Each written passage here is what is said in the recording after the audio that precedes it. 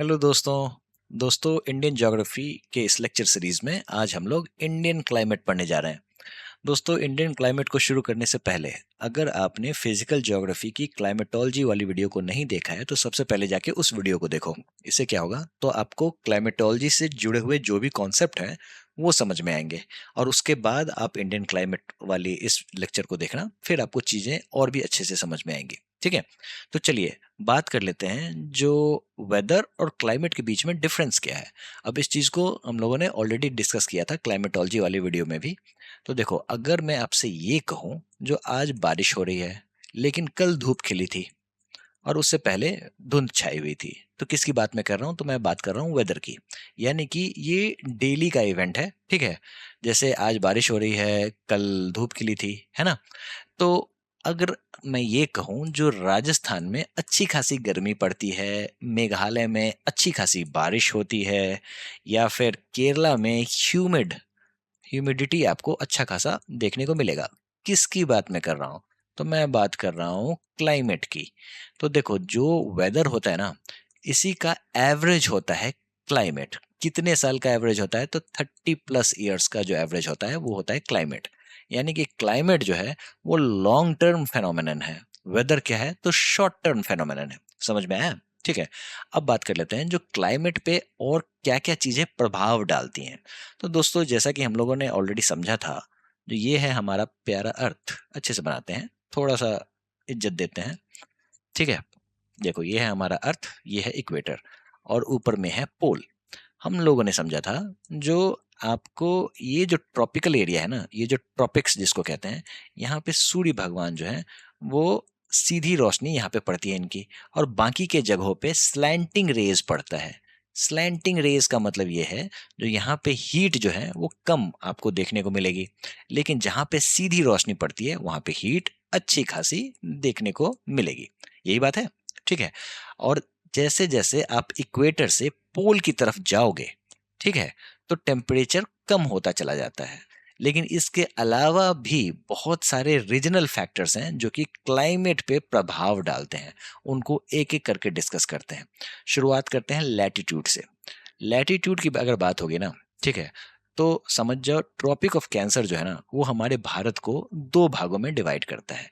ऊपर वाला भाग ये रहा और नीचे वाला भाग ये रहा। ठीक है, लगभग बीच से क्रॉस करता है, लगभग, लेकिन करता है। ठीक है, तो जैसा कि हम लोगों ने समझा, जो जो भी ट्रॉपिकल इलाका होगा वहां पे सूर्य की रोशनी डायरेक्ट पड़ेगी, सन की। यानी कि ये वाला जो एरिया है वहां पे अच्छा खासा हीट आपको देखने को मिलेगा। क्यों? क्योंकि सूर्य की रोशनी डायरेक्ट पड़ती है।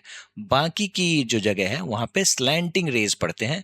ठीक है, यहाँ पे हीट कंपेरेटिवली कम होगा। तो ऊपर वाले एरिया को हम लोग कहते हैं सब ट्रॉपिकल जोन, और नीचे वाले एरिया को हम लोग कहते हैं ट्रॉपिकल जोन। और ये जो जोन है इसमें आपको क्लाइमेट पे प्रभाव, सॉइल टाइप्स, नेचुरल वेजिटेशन, इन सभी पे डिफरेंस आपको देखने को मिलता है। ठीक है, ऊपर वाले एरिया को हमारे यहाँ हमारा जो भारत है ना, इसको वार्म टेम्परेट जोन भी कहते हैं। ऊपर वाले पार्ट को, ट्रॉपिक ऑफ कैंसर के ठीक ऊपर वाले पार्ट को। अब वार्म टेम्परेट जोन को समझने से पहले टेम्परेट क्या होता है वो समझो। तो देखो, टेम्परेट का मतलब हुआ हिंदी में अगर इसे कहें तो सम शीतोष्म। इसका मतलब क्या? समशीतोष्म, ऐसे लिखते हैं हिंदी में। शीत का मतलब कोल्ड, उष्म का मतलब उष्मा यानी कि हीट। तो न ज्यादा ठंडा न ज्यादा गर्म, इसी को हम लोग टेम्परेट कहते हैं, यानी कि टेम्परेचर मेंटेन्ड है। सम का मतलब होता है इक्वल, है ना। अब हमारे यहाँ एक और कीवर्ड जुड़ा हुआ है, वार्म। यानी कि हमारा जो ट्रॉपिक ऑफ कैंसर से ऊपर वाला जो भारत है वो वार्म टेम्परेट जोन है। यानी कि यहाँ पे जो समशीतोष्ण है, यानी कि जो टेम्परेट जोन है, इसमें वार्म का जो फैक्टर है वो थोड़ा ज्यादा है। कारण क्या है? तो यहाँ पे हिमालय। ठीक है, हिमालय जो है वो बहुत ही इंपॉर्टेंट रोल अदा करता है हमारे भारत के क्लाइमेटोलॉजी में, चीजों को डिसाइड करने में, जिसके बारे में हम लोग आगे बात करेंगे। तो चलो, उससे पहले एक सवाल सॉल्व करो जो इस बार के सीजीएल में आया था। Choose the correct answer from the given options about the India's latitude. Latitude के बारे में आपको सही विकल्प चुनना है। Tropic of cancer passes through the middle of the country, क्या यह बात सही है? बिल्कुल सही है। अभी हम लोगों ने देखा जो किस तरीके से ये मिडिल ऑफ द कंट्री से पास कर रहा है, मतलब लगभग मिडिल लेकिन करता है पास, ठीक है। दूसरा स्टेटमेंट है northern part of the country belongs to the tropical area. क्या ये बात सही है? ये बात गलत है। क्यों? क्योंकि अगर ये हमारा भारत है, ठीक है, sorry for the wrong map, लेकिन यही है, ठीक है, और यहाँ से ट्रॉपिक ऑफ कैंसर पास करता है, तो इस एरिया को हम लोग ट्रॉपिक्स कहते हैं, ठीक है। तो ये स्टेटमेंट हो गया गलत। Southern part of the country belongs to the sub tropical area. नहीं दोस्तों, सब ट्रॉपिकल एरिया ये है, ना ही ये, ठीक है। तो ये स्टेटमेंट भी गलत हो गया। तो यानी कि statement one will be the right answer. ऐसे ही सवाल पूछे जाते हैं, बस आपको कॉन्सेप्ट पता होना चाहिए, चीजें आसानी से सॉल्व हो जाएंगी। दोस्तों नेक्स्ट है एल्टीट्यूड। एल्टीट्यूड का क्या रोल है? तो देखो दोस्तों, ऐसा है जो अभी मैंने आपको बताया, जो जैसे जैसे आप इक्वेटर से पोल की तरफ बढ़ोगे तो आपको ठंडक महसूस होगी, टेम्परेचर गिरता चला जाएगा, ठीक है। तो यहाँ पे देखो, ये मसूरी है। मसूरी आपको कहाँ पे है? तो 30 डिग्री नॉर्थ लैटिट्यूड पे। और यहाँ पे अमृतसर है, ये इससे थोड़ा सा और ऊपर ही है। कहाँ पे है? तो 31 डिग्री नॉर्थ पे। लेकिन दोनों के टेम्परेचर की बात की जाए तो अमृतसर का जो पीक टेम्परेचर आपको देखने को मिलेगा वो 40 डिग्री सेल्सियस देखने को मिलेगा। मसूरी का जो पीक टेम्परेचर है ये 25 डिग्री देखने को मिलेगा। कारण क्या है? तो कारण ये है, जो मसूरी जो है वो एल्टीट्यूड पे है, ठीक है। एल्टीट्यूड यहाँ पे देखो 2005 मीटर्स, और अमृतसर का एल्टीट्यूड देखो 230 मीटर, यानी कि एल्टीट्यूड एक फैक्टर है ना। और इसी को हम लोग एक टर्म कहते हैं लैप्स रेट। लैप्स रेट हमें ये बताता है, जो जैसे जैसे आप हाइट पे जाओगे, जैसे मान लो ये माउंटेन है, आप यहाँ से यहाँ गए, यहाँ से ऐसे चले जा रहे हो, ठीक है, तो आप पर 165 मीटर पे 1 डिग्री लूज करोगे। ये है आपका लैप्स रेट। लैप्स रेट ये कहता है जो 6.5 डिग्री सेल्सियस पर 1000 मीटर, यानी कि अगर आप 1 किलोमीटर की दूरी तय करोगे तो टेम्परेचर में 6.5 डिग्री सेल्सियस का वेरिएशन आता है, ठीक है। तो ये बात भी आपको समझनी होगी। हिमालय के बारे में बात कर लेते हैं। तो दोस्तों हिमालय जो है ना, मैं समझता हूँ जो भी हिमालय को भी कोई भगवान का दर्जा देना चाहिए। क्यों? क्योंकि हमने गंगा मैया का दर्जा दिया है। क्यों? क्योंकि गंगा मैया जो है वो समझ जाओ जो पूरे के पूरे नॉर्थ इंडिया में बहुत ही अहम भूमिका निभाती है। लेकिन हिमालय पर्वत को भी एक दर्जा दे देना चाहिए भगवान का। क्यों? क्योंकि जैसे सिक्किम में जाओगे ना तो भगवान पर्वतों की पूजा होती है, पहाड़ों की पूजा होती है, ठीक है। तो हिमालय का बहुत ही बड़ा रोल है। हिमालय क्या करता है, जो हमें बचाता है, किस चीज़ से बचाता है? तो ये कोल्ड सेंट्रल एशियन विंड्स जो है ना उससे बचाता है। इसके अलावा जो इंडियन मॉनसून्स जो आते हैं ना, ठीक है, तो उसको ट्रैप करके ये अच्छी खासी बारिश करवाता है भारत में। अगर ये हिमालय ना होता तो फिर समझ जाओ ये पूरा का पूरा एरिया जो है ना ये कोल्ड डेजर्ट होता, ठीक है। ना यहाँ पे मॉनसून आता, ना यहाँ पे हवाएं टिकती, ना हवाएं ट्रैप होती, ना यहाँ बारिश होती, ठीक है। सिर्फ ठंडी ठंडी हवाएं पोल से आगे बढ़ती रहती। दोस्तों हिमालय का एक और काम है, जो ये रेन शैडो एरिया भी बनाता है। अब हिमालय के उस पार जो एरिया है ना वो रेन शैडो एरिया है। एग्जाम्पल के तौर पे बात करें तो लद्दाख। दोस्तों लद्दाख आपको पता होगा जो ये ट्रांस हिमालयन जोन में है ना। तो यहाँ पे है लद्दाख और ये एक रेन शैडो एरिया है। रेन शैडो एरिया कैसे क्रिएट होता है? तो दोस्तों हम लोगों ने देखा था ओरोग्राफिक रेनफॉल में, जो ये आपका अगर पहाड़ है तो यहाँ से आपको हवाएं चल रही हैं, हवाएं यहाँ आने के बाद ऊपर उठती हैं। ऊपर उठने के बाद यहाँ जो हवा में ह्यूमिडिटी होगी, वो जो बादल जो है वो यहीं बरस जाएगा। और यहाँ पे ये पूरा का पूरा एरिया जो है, जिसको हम लोग कहते हैं लीवार्ड साइड, ये पूरा का पूरा एरिया जो है ये रेन शैडो एरिया बन जाएगा। यहाँ पे बारिश ना के बराबर होगी, समझ में आया। और सारी की सारी बारिश जो है वो विंडवर्ड साइड में हो जाएगी। इसी को हम लोग ओरोग्राफिक रेनफॉल कहते हैं, है ना। तो लद्दाख जो है ये ड्राई है, यानी कि कोल्ड डेजर्ट है। कारण क्या है? तो एक तो पहली बात, कोल्ड डेजर्ट इसलिए है क्योंकि ठंडी ठंडी हवाएं साइबेरिया से आती हैं, यहाँ पे टकराती हैं, पहली बात। और दूसरी बात, यहाँ पे बारिश नहीं होती है। क्यों? क्योंकि ये रेन शेडो एरिया में है। दोस्तों बात कर लेते हैं लैंड वाटर डिस्ट्रीब्यूशन किस तरीके से क्लाइमेट पे प्रभाव डालता है। दोस्तों ये इमेज आपको याद है? जमीन की एक खासियत ये होती है, जो ये बहुत ही जल्दी गर्म हो जाता है और बहुत ही जल्दी ठंडा भी हो जाता है। किसके कंपेरेटिव बात हो रही है? तो बात हो रही है ओशन की। ओशन जो है ये गर्म होने में भी टाइम लगाती है और ठंडा होने में भी टाइम लगाती है। कारण क्या है? तो वाटर का जो स्पेसिफिक हीट जो है वो ज्यादा है एज कंपेयर टू लैंड। यही कहानी है, ठीक है। तो अब ये जो टेम्परेचर डिफरेंस होता है इसके कारण क्या होता है? प्रेशर का डिफरेंस आता है। प्रेशर डिफरेंस के कारण क्या होता है, तो विंड सिस्टम डेवलप होता है, जिसको हम लोगों ने ऑलरेडी लैंड ब्रीज और सी ब्रीज के कॉन्सेप्ट से समझा था, जो किस तरीके से आपको ओशन के किनारे जो कोस्टल एरियाज होते हैं वहां पे ये आपको हवाएं चलती हैं, लैंड ब्रीज और सी ब्रीज, है ना।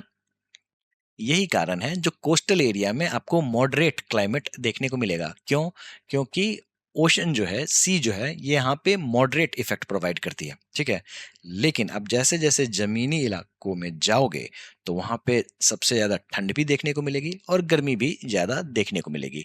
इसी चीज को हम लोग समझते हैं डिस्टेंस फ्रॉम द सी से, यानी कि जो ओशन जो है, जो मैरीटाइम इन्फ्लुएंस जो है, ठीक है, वहां पे क्या होता है, आपको टेम्परेचर जो है वो मॉडरेट वे में आपको देखने को मिलेगा, ठीक है। एग्जाम्पल की बात करें तो मुंबई, चेन्नई। लेकिन जैसे जैसे आप जमीनी इलाकों में जाओगे, यहाँ पे एक्सट्रीम हीट और एक्सट्रीम कोल्ड देखने को मिलता है, और इसी फेनोमेनन को हम लोग कहते हैं कॉन्टिनेंटैलिटी। इसका मतलब क्या है, तो कॉन्टिनेंटैलिटी जो है वो एक्सट्रीम्स की तरफ क्लाइमेट को पुश करता है, यानी कि सबसे ज्यादा ठंडा और सबसे ज्यादा गर्म दोनों चीजें आपको देखने को मिलेंगी।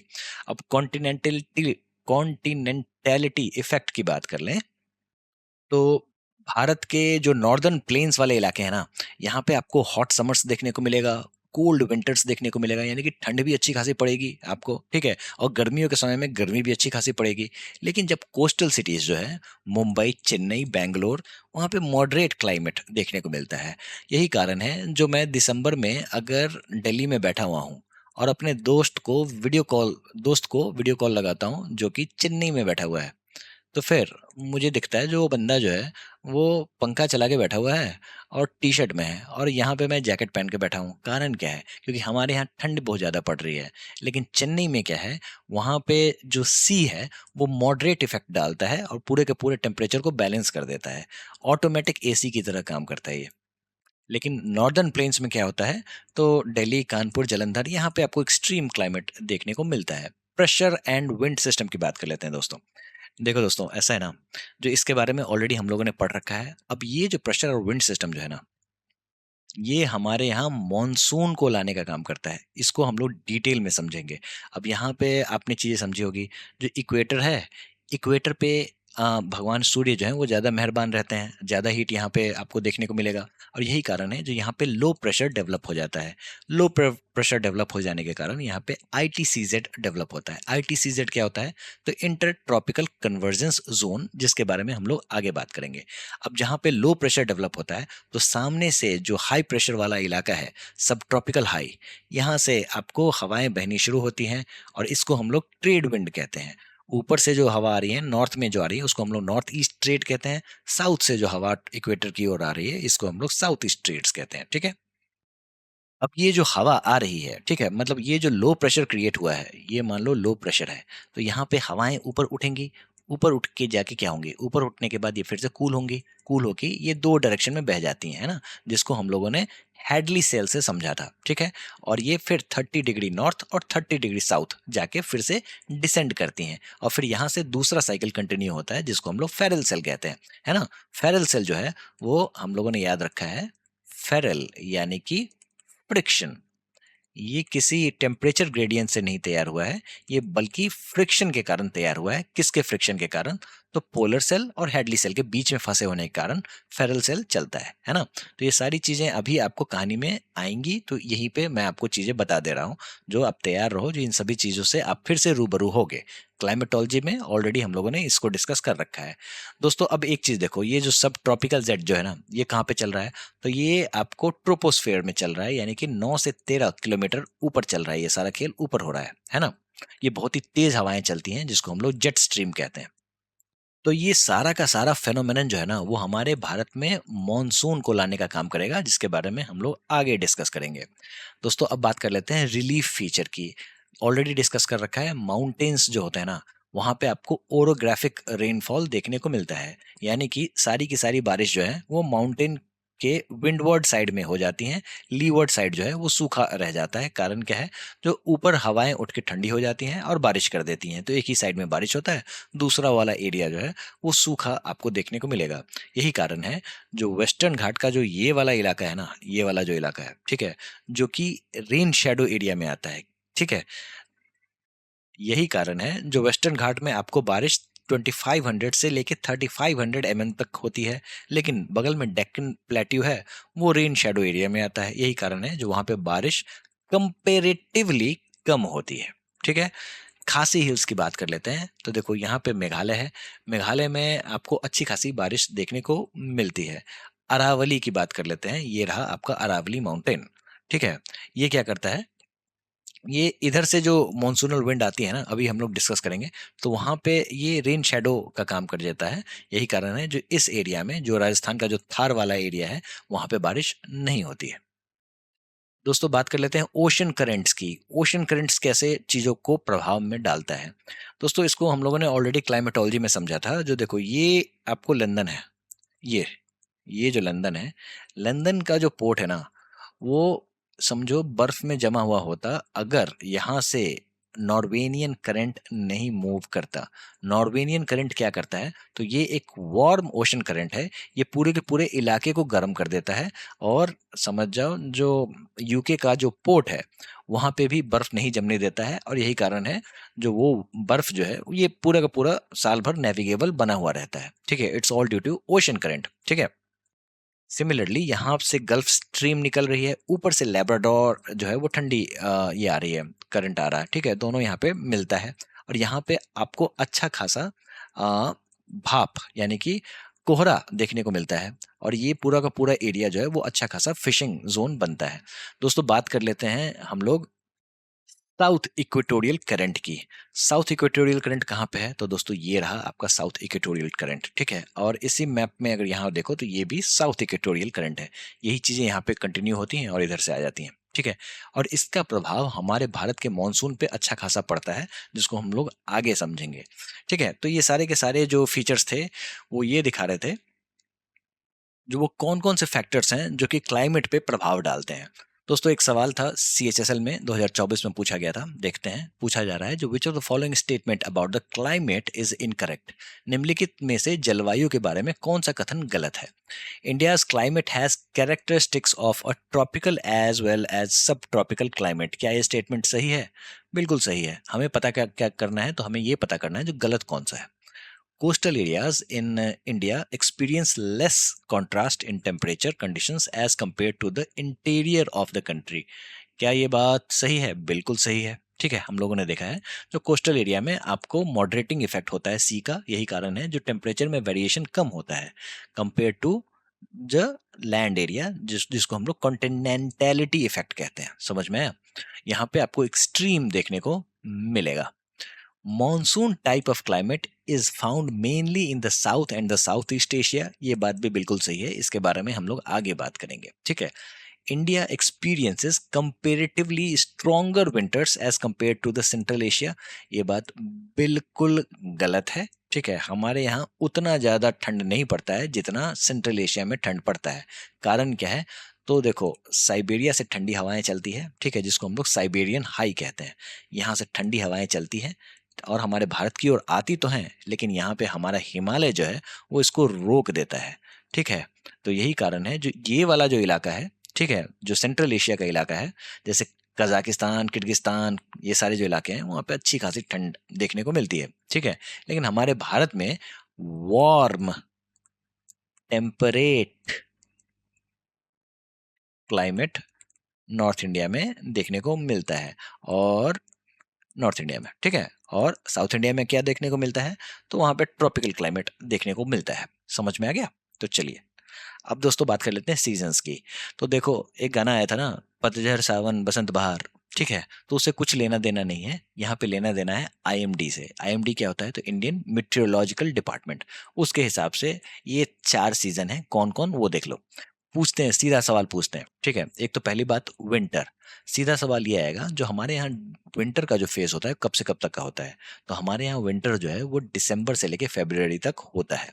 यहाँ पे आपको कूल ड्राई वेदर देखने को मिलेगा, खासकर नॉर्थ में। क्यों? क्योंकि साउथ में तो सी का मॉडरेटिंग इफेक्ट होने के कारण अच्छी खासी ठंड नहीं देखने को मिलती है।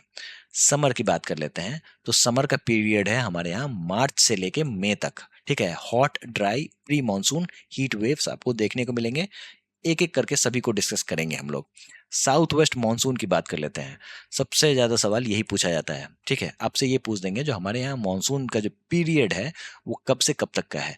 तो पीरियड है जून से लेके सितंबर तक का, ठीक है। तो याद कर लेना, ठीक है। तो जून से लेके सितंबर का जो पीरियड है, यहीं पे मानसून एंटर मारते हैं हमारे देश में, ठीक है। तो इसको साउथ वेस्ट मानसून कहते हैं। अच्छी खासी बारिश होती है और ये एग्रीकल्चर के लिए बहुत ही ज़्यादा इंपॉर्टेंट है। समझ जाओ लगभग टू थर्ड से भी ज़्यादा हमारा पूरा का पूरा एग्रीकल्चरल जो बैकग्राउंड है ना, वो मानसून पे निर्भर है। पोस्ट मानसून या फिर रिट्रीटिंग मानसून की बात कर लें, ये कब से कब का पीरियड है, तो अक्टूबर नवंबर, ये भी याद कर लेना। तो सबसे पहले ये याद कर लेना, जो जून टू सितंबर हमारे यहाँ मानसून आता है, और रिट्रीट कब होता है, तो अक्टूबर नवंबर।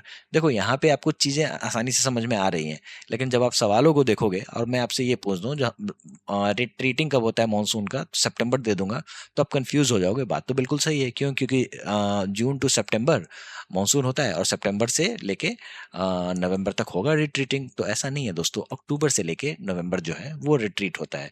जून से सितंबर पूरा का पूरा मानसून का ही सीजन माना जाता है। समझ में आया? तो ऐसे सवाल फंसाते हैं, तो ये सारी चीजें आपको समझनी होंगी। अब जब रिट्रीटिंग मानसून आता है तो फिर बारिश जो है वो धीरे धीरे कम होती है, जिसको हम लोग टेपरिंग ऑफ कहते हैं। टेपरिंग ऑफ का मतलब क्या है, तो आज इतनी बारिश, कल इतनी बारिश, इस तरीके से डिक्लाइन आपको देखने को मिलेगा, ठीक है। और इसी बीच में नॉर्थ ईस्ट मानसून जो है ना, वो तमिलनाडु को हिट करता है और उसके नियर बाई रीजन्स को हिट करता है, और यहाँ पे बारिश होती है, जिसके बारे में हम लोग आगे पढ़ेंगे, ठीक है। दोस्तों बात कर लेते हैं समर सीजन की। समर सीजन यानी कि मार्च से लेके मई तक क्या होता है, तो इस समय में इंडिया जो है अच्छा खासा हीट होता है, ठीक है, अच्छी खासी गर्मी पड़ती है।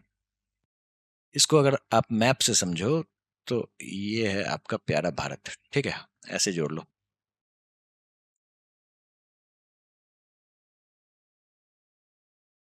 ठीक है, तो यहाँ पे ये जो हमारा प्यारा भारत है, ये पेनिनसुलर इंडिया है, ठीक है।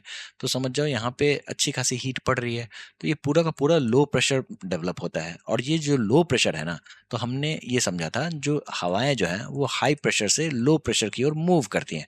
तो ये एक तरीके से पुलिंग इफेक्ट का काम करता है, ये आपको समंदर की ठंडी हवाएं को लेकर आता है, और यही आपको मानसून में कन्वर्ट होता है, जिसको हम लोग आगे डिस्कस करने जा रहे हैं। उससे पहले कुछ चीज़ों को समझ लो। इंटर ट्रॉपिकल कन्वर्जेंस जोन ये क्या होता है, तो दोस्तों इसके बारे में ऑलरेडी हम लोगों ने समझ रखा है।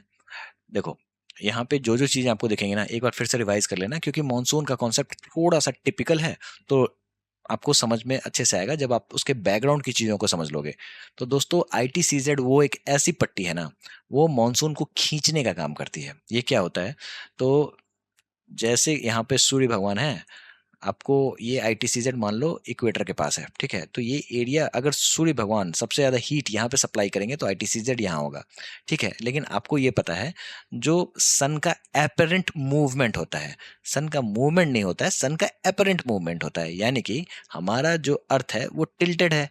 टिल्टेड होने के कारण क्या होता है, जो सन का जो रे है वो आपको यहाँ पे अच्छा खासा पड़ता है, ट्रॉपिक्स के पास, ठीक है। कब? जब हमारे भारत में गर्मी पड़ती है, जून जुलाई की बात हो रही है, ठीक है। और यही टिल्टेड जो अर्थ है, अगर जनवरी की बात करें, तो ये सन की जो सीधी रेखा है वो आपको ट्रॉपिक ऑफ कैप्रिकॉर्न पे गिर रही होती है ना। यही कारण है जो आपको जनवरी में सदर्न हेमिस्फेयर में गर्मी पड़ रही होती है, और हमारे यहाँ जुलाई में नॉर्दर्न हेमिस्फेयर में गर्मी पड़ रही होती है। तो ये जो इंटर ट्रॉपिकल कन्वर्जेंस जोन है, ये लो प्रेशर जोन है नियर इक्वेटर, ठीक है। जहां पे होता क्या है, जो लो प्रेशर होने के कारण हवाएं ऊपर उठती हैं। हवाएं जब ऊपर उठती हैं तो नीचे से हाई प्रेशर वाली जगह से हवाओं को आकर्षित करती हैं अपनी तरफ, मतलब अट्रैक्ट करती हैं, है ना। तो आपको ये पता होगा, जो ये इक्वेटर है, ये हाई प्रेशर वाला इलाका कौन सा है, तो सब ट्रॉपिकल हाई है। दोनों साइड में अर्थ के नॉर्थ और साउथ में सब ट्रॉपिकल हाई है, तो दोनों तरफ से हवाएं आती हैं, जिसको हम लोग ट्रेड विंड कहते हैं। तो देखो नॉर्थ ईस्ट से ऊपर से आ रही हैं तो इसको हम लोग नॉर्थ ईस्ट ट्रेड विंड कहेंगे। साउथ ईस्ट से हवाएं आ रही हैं, इसको हम लोग साउथ ईस्ट ट्रेड विंड कहेंगे। ये जो हवाओं का जो पट्टी है ना ओवरऑल, ये बड़ा इंपॉर्टेंट है। हमारे यहाँ मॉनसून यही लेकर आती हैं। होता क्या है, ये पूरा का पूरा जो बेल्ट है ना, वो शिफ्ट हो जाता है। किधर शिफ्ट हो जाता है, तो नॉर्थवर्ड शिफ्ट हो जाता है। कारण क्या है, तो सूर्य की सीधी रेखा उस समय में आपको ट्रॉपिक ऑफ कैंसर पे पड़ रही होती है। कैसा दिखता है ये? तो देखो यहाँ पे देखो, आपको समझ में आ जाएगा। ये जो लाइन है ये है इक्वेटर। अब आप देखो, जो जब गर्मी पड़ रही होती है तो ये जो लाइन आप यहाँ से देख रहे हो ऐसे आ रही है, ऐसे ऐसे, ये ठीक है, ये है आपका ITCZ। ठीक है, कब की बात है? तो जब हमारे यहाँ गर्मी पड़ रही होती है, और जब आपको सदर्न हेमिस्फेयर में गर्मी पड़ती है तो यही लाइन इस तरीके से नीचे झुक जाता है, ऑस्ट्रेलिया तक वो ये लाइन पहुंच जाता है। ठीक है, तो इस समय में ऑस्ट्रेलिया में गर्मी पड़ रही होती है। तो अब यहाँ पे जो ये ITCZ ऊपर मूव कर गया है, ये क्या करेगा? तो अपने साथ ये लो प्रेशर भी ऊपर लेके जाएगा। तो यहाँ पे आपको अच्छा खासा लो प्रेशर बेल्ट देखने को मिलता है। अब यहाँ पे जो जो मैंने हाईलाइट कर रखा है पॉइंट, सारी चीजें आपको समझ में समझना होगा। क्यों? क्योंकि वन लाइनर सवाल पूछे जाते हैं। ठीक है, समर में क्या होता है? तो ITCZ जो है वो नॉर्थवर्ड शिफ्ट कर जाता है। ठीक है, कितना? तो 20 डिग्री से लेके 25 डिग्री नॉर्थ। कहाँ पे? तो गैंगेटिक प्लेन के सामने में। ठीक है, और इसी शिफ्ट को हम लोग मॉनसून ट्रॉफ कहते हैं। ये पूरा का पूरा लो प्रेशर वाला इलाका है, जो कि आपको समंदर से हाई प्रेशर वाली हवाओं को आकर्षित करेगा, जो हमारे यहाँ बारिश करेंगे। ठीक है, अब इस चीज को आप कैसे समझोगे? तो इस चीज से समझो। ठीक है, ये इमेज है, इससे आपको चीजें आसानी से समझ में आ जाएंगे। कुछ कुछ यहाँ पे टर्म्स हैं जो मैं आपको एक्सप्लेन कर दूंगा, फिर आपको चीजें आसानी से समझ में आ जाएंगी। तो देखो ये क्या है? तो ये ITCZ है। ITCZ किधर शिफ्ट हुआ है? तो नॉर्थवर्ड शिफ्ट हुआ है। पहले आपको ये ITCZ इधर हुआ करता था, इक्वेटर के पास हुआ करता था। ठीक है, लेकिन अब ये शिफ्ट होके ऊपर आ गया है, नॉर्थवर्ड शिफ्ट हो गया है। कितना? तो 20 से 25 डिग्री ऊपर चला गया है। ठीक है, यानी कि इससे क्या हुआ है? तो ये जो तिब्बतन प्लेट्यू वाला जो इलाका है ना, उस पर अच्छी खासी हीट पड़ रही होती है, सूर्य भगवान ज्यादा मेहरबान है, तो फिर यहाँ पे लो प्रेशर डेवलप हो जाता है। लो प्रेशर डेवलप होने के कारण क्या होता है? तो हवाएं ऊपर उठती हैं, और ऊपर उठ उठ के कहाँ तक पहुंच जाती हैं? तो अपर ट्रोपोस्फेयर तक पहुंच जाती हैं। ठीक है, फिर क्या होता है? तो दोस्तों हम लोगों ने ऑलरेडी समझा था, जो ये है अर्थ, इसको यहां से फिर से ड्रॉ करते हैं। देखो, ये है अर्थ, ये अर्थ का इक्वेटर है। ठीक है, और हवाएं जो ऐसे ऊपर उठ रही हैं, वो दोनों डायरेक्शन में इस तरीके से आगे डाइवर्ज हो जाती हैं, एक नॉर्थ और एक साउथ। इसी को हम लोग कहते हैं हेडली सेल, है ना? तो ये जो हेडली सेल है, ठीक है, वो क्या करेगा? तो वो हवाओं को नीचे लेके जाएगा, दोनों डायरेक्शन में लेके जाता है। वैसे हम यहाँ पे नीचे लेके आया। ठीक है, अब यहाँ पे ये जो हेडली सेल वाली हवा है, वो मिलते हैं ट्रॉपिकल ईस्टर्ली जेट से। ट्रॉपिकल ईस्टर्ली जेट का नाम आपने क्लाइमेटोलॉजी वाले लेक्चर में नहीं सुना होगा। कारण क्या है? क्योंकि ये जो है ना, ये ट्रॉपिकल ईस्टर्ली जेट, ये परमानेंट नहीं है, ये अभी ही डेवलप हुआ है। कब डेवलप हुआ है? तो ये सिर्फ समर सीजन में ही डेवलप होता है। ठीक है, जब यहाँ पे वेस्टर्ली जो है ना, वो विड्रॉ कर लेता है। वेस्टर्लीज का आपने शायद नाम सुना होगा। तो यहाँ से जो वेस्टर्लीज जो आती है ना, इस तरीके से वेस्टर्लीज आती हैं, जो हिमालय के कारण दो भागों में बढ़ जाती हैं। एक भाग नॉर्थ में चला जाता है और एक भाग हिमालय के साउथ में चला जाता है। अब ये जो वेस्टर्लीज है, ये आपको समर में विथड्रॉ कर जाती हैं, और उसकी जगह ले लेता है ट्रॉपिकल ईस्टर्ली जेट। ईस्टर्ली का मतलब क्या हुआ? तो ईस्टवर्ड हवाएं आ रही हैं, मतलब ईस्ट की तरफ से आ रही हैं। ठीक है, तो यहाँ से समझो एक ट्रेन पकड़ लेती है ये हवा, ये गर्म हवा जो है एक तरीके का ट्रेन पकड़ लेती है, और ट्रॉपिकल ईस्टर्ली जोन क्या करता है? वो उस हवा को लेकर आता है और यहाँ पहुंचा देता है। तो यानी कि जो हेडली सेल के बारे में हम लोगों ने बात की थी, अब इसको एक तरीके का बूस्ट मिल जाता है। कौन ये बूस्ट देता है? तो ट्रॉपिकल ईस्टर्ली जेट बूस्ट देता है, और इस गर्म हवा को यहाँ पे लेके आता है। गर्म हवा फिर नीचे डिसेंड करती है। ठीक है, और ठंडी होती है, नीचे डिसेंड करती है, और नीचे हाई प्रेशर जोन क्रिएट होता है, जिसको हम लोग मैस्करीन हाई बुलाते हैं। ठीक है, और हम लोगों ने एक बात समझी थी, जो हवा जो है वो हाई प्रेशर से लो प्रेशर की ओर मूव करती है, तो हवा इस तरीके से मूव करेंगी। अब ये हवा कौन सी हवा है? तो ये ट्रेड विंड है। ठीक है, और ये ट्रेड विंड का डायरेक्शन बदल गया है। कैसे बदल गया है? तो all due to Coriolis force, जिसको हम लोग फेडरल्स लॉ के नाम से भी जानते हैं। देखो, इसको अगर आपको फिर से याद करना पड़े ना, तो देखो ये है आपका अर्थ। ठीक है, ये है इक्वेटर। ठीक है, तो हम लोगों ने एक चीज समझा था, जो इक्वेटर पे गर्मी पड़ती है, और ये पूरा का पूरा इलाका जो है ना, वो अच्छा खासा हीट में चला जाने के कारण क्या होता है? जो यहाँ पे लो प्रेशर डेवलप हो जाता है। लो प्रेशर डेवलप होने के कारण क्या है? तो यहाँ पे हवाएं ऊपर उठती हैं, है ना? अब यहाँ पे जब ये लो प्रेशर है, तो सामने के हाई प्रेशर से यहाँ पे सब ट्रॉपिकल हाई है। नीचे भी सब ट्रॉपिकल हाई है, यहाँ से हवाएं चलेंगी और इधर पहुंचेंगी, जाने वाली थी ऐसे, लेकिन कोरियोलिस फोर्स के कारण ऐसे मुड़ जा रही हैं, ठीक है। ऊपर वाली हवा जो है वो इस तरीके से मुड़ जाती है, ठीक है। इसको हम लोग कहते हैं नॉर्थ ईस्ट ट्रेड विंड, यहाँ भी नॉर्थ ईस्ट ट्रेड विंड, इसको ईस्टर्ली भी कहते हैं, ठीक है। यहाँ पे पहुंच गए। अब ये जो हवा जो इधर से आ रही है ना, कैसे आ रही है, तो ये साउथ ईस्ट मतलब साउथ ईस्ट की ओर से आ रही है। यही जो अब ये जो मान लो इक्वेटर का जो एरिया है, लो प्रेशर वाला इलाका है, जिसको हम लोग ITCZ कहते हैं, ITCZ कहते हैं। हमारा भारत का है तो हमारा भारत यहाँ पे है, ठीक है, ट्रॉपिक ऑफ कैंसर जो है ना वहां पे। अब ये पूरा का पूरा बेल्ट जो है ना वो शिफ्ट हो जाएगा इधर। समझ जाओ, इस पूरे के पूरे चीज को ही हम लोगों ने खिसका के इधर कर दिया, मतलब पुल मतलब पुश करके इधर कर दिया। वही चीज हो रहा है। तो ये हवा जो है, ये वाली हवा है, वो भी ऊपर चली जाएगी। ऊपर कहाँ चली जा रही है, तो यहाँ पे आ जा रही है। अब यहाँ पे कोरियोलिस फोर्स के कारण ये हवा जो है आपको साउथ ईस्ट से टर्न लेके साउथ वेस्ट की तरफ मुड़ जाएंगी इधर से, और भारत में प्रवेश कर जाएंगी। यही कारण है जो इसे हम लोग साउथ वेस्ट मॉनसून कहते हैं। समझ में आ रहा है? तो कितनी कहानी हो रही है यहाँ पे। देखो, यहाँ पे हाई प्रेशर डेवलप हो रहा है, ऊपर में लो प्रेशर डेवलप हो रहा है, सारा खेल ITCZ खेल रहा है। ITCZ एक बैंड की तरह है जो कि लो प्रेशर अपने साथ लेके चलता है। तो जहाँ भी सूर्य भगवान अपनी हीट दे रहे हैं वहाँ पे ITCZ डेवलप हो रहा है। लो प्रेशर डेवलप हुआ, नीचे से मैस्करीन हाई से आपको ठंडी हवाएं आई। हवा कहाँ से आ रही हैं, तो ये बेसिकली ट्रेड विंड थी। विंड का डायरेक्शन मुड़ जा रहा है। यही कारण है, जो डायरेक्शन मुड़ जाने के कारण इसको हम लोग सीजनल रिवर्सल ऑफ विंड कहते हैं। और सीजनल रिवर्सल ऑफ विंड, और इसी को हम लोग मॉनसून के नाम से जानते हैं। समझ में आया है? तो इसके स्टेप्स को एक एक करके रिवाइज कर लेते हैं। सबसे पहले टिबेटन प्लेट्यू की हीटिंग होती है। क्यों हीटिंग होती है, तो ITCZ ऊपर मूव कर जाता है। समझ में आया होगा? तो सच पूछो तो हीटिंग ही होती है, तब उसके कारण ITCZ मूव कर जाता है। ITCZ क्या होता है, तो ITCZ होता है इंटर ट्रॉपिकल कन्वर्जेंस जोन, ठीक है। ये बहुत ही इंपॉर्टेंट फैक्टर है, और ये जो है साउथ वेस्ट मानसून को लाने में बहुत ही बड़ा इंपॉर्टेंट फैक्टर अदा करता है। उसके बाद ईस्टर्ली जेट स्ट्रीम डेवलप होती है, ठीक है। और ये पूछा जाता है जो जेट स्ट्रीम का जो ये है लैटिट्यूड है वो क्या है, तो दोस्तों ये याद रख लेना है आपको, 14 डिग्री नॉर्थ। अक्सर सवाल पूछ देते हैं। अब ये 14 डिग्री नॉर्थ इसका क्या है, तो ये इसका पीक है। यहाँ पे बहुत ही तेजी से ईस्टर्ली जेट स्ट्रीम बहती है। किस हाइट पे बहती है, तो 9 to 13 किलोमीटर्स, यानी कि ऊपर वाले, बहुत ही ऊपर। हमारे जमीन पे जो खेल चल रहा है उससे उसको कोई मतलब नहीं है, ये ऊपर की हवा है। तो यही कारण है, जो अगर मान लो किसी को अफ्रीका जाना है, यहाँ पे प्लेन अगर चलेगी ना, तो वो क्या करेगी ना, इस ट्रॉपिकल स्टर्ली में घुस जाएगी। इससे क्या होगा, तो इसका फ्यूल बचेगा। क्यों? क्योंकि यहाँ पे बहुत ही तेज हवाएं चल रही हैं, 300 से 400 किलोमीटर प्रति घंटे के स्पीड से चल रही हैं, ठीक है, जिसको हम लोग ट्रॉपिकल ईस्टर्ली जेट कहते हैं। तो फिर समझो, अगर कोई प्लेन आ रहा है, इधर आ रहा है, अफ्रीका की ओर आ रहा है, तो फिर उसको 300-400 किलोमीटर का बूस्ट मिल जाता है। तो फिर तेल की बचत होती है, ईंधन की बचत होती है, ठीक है।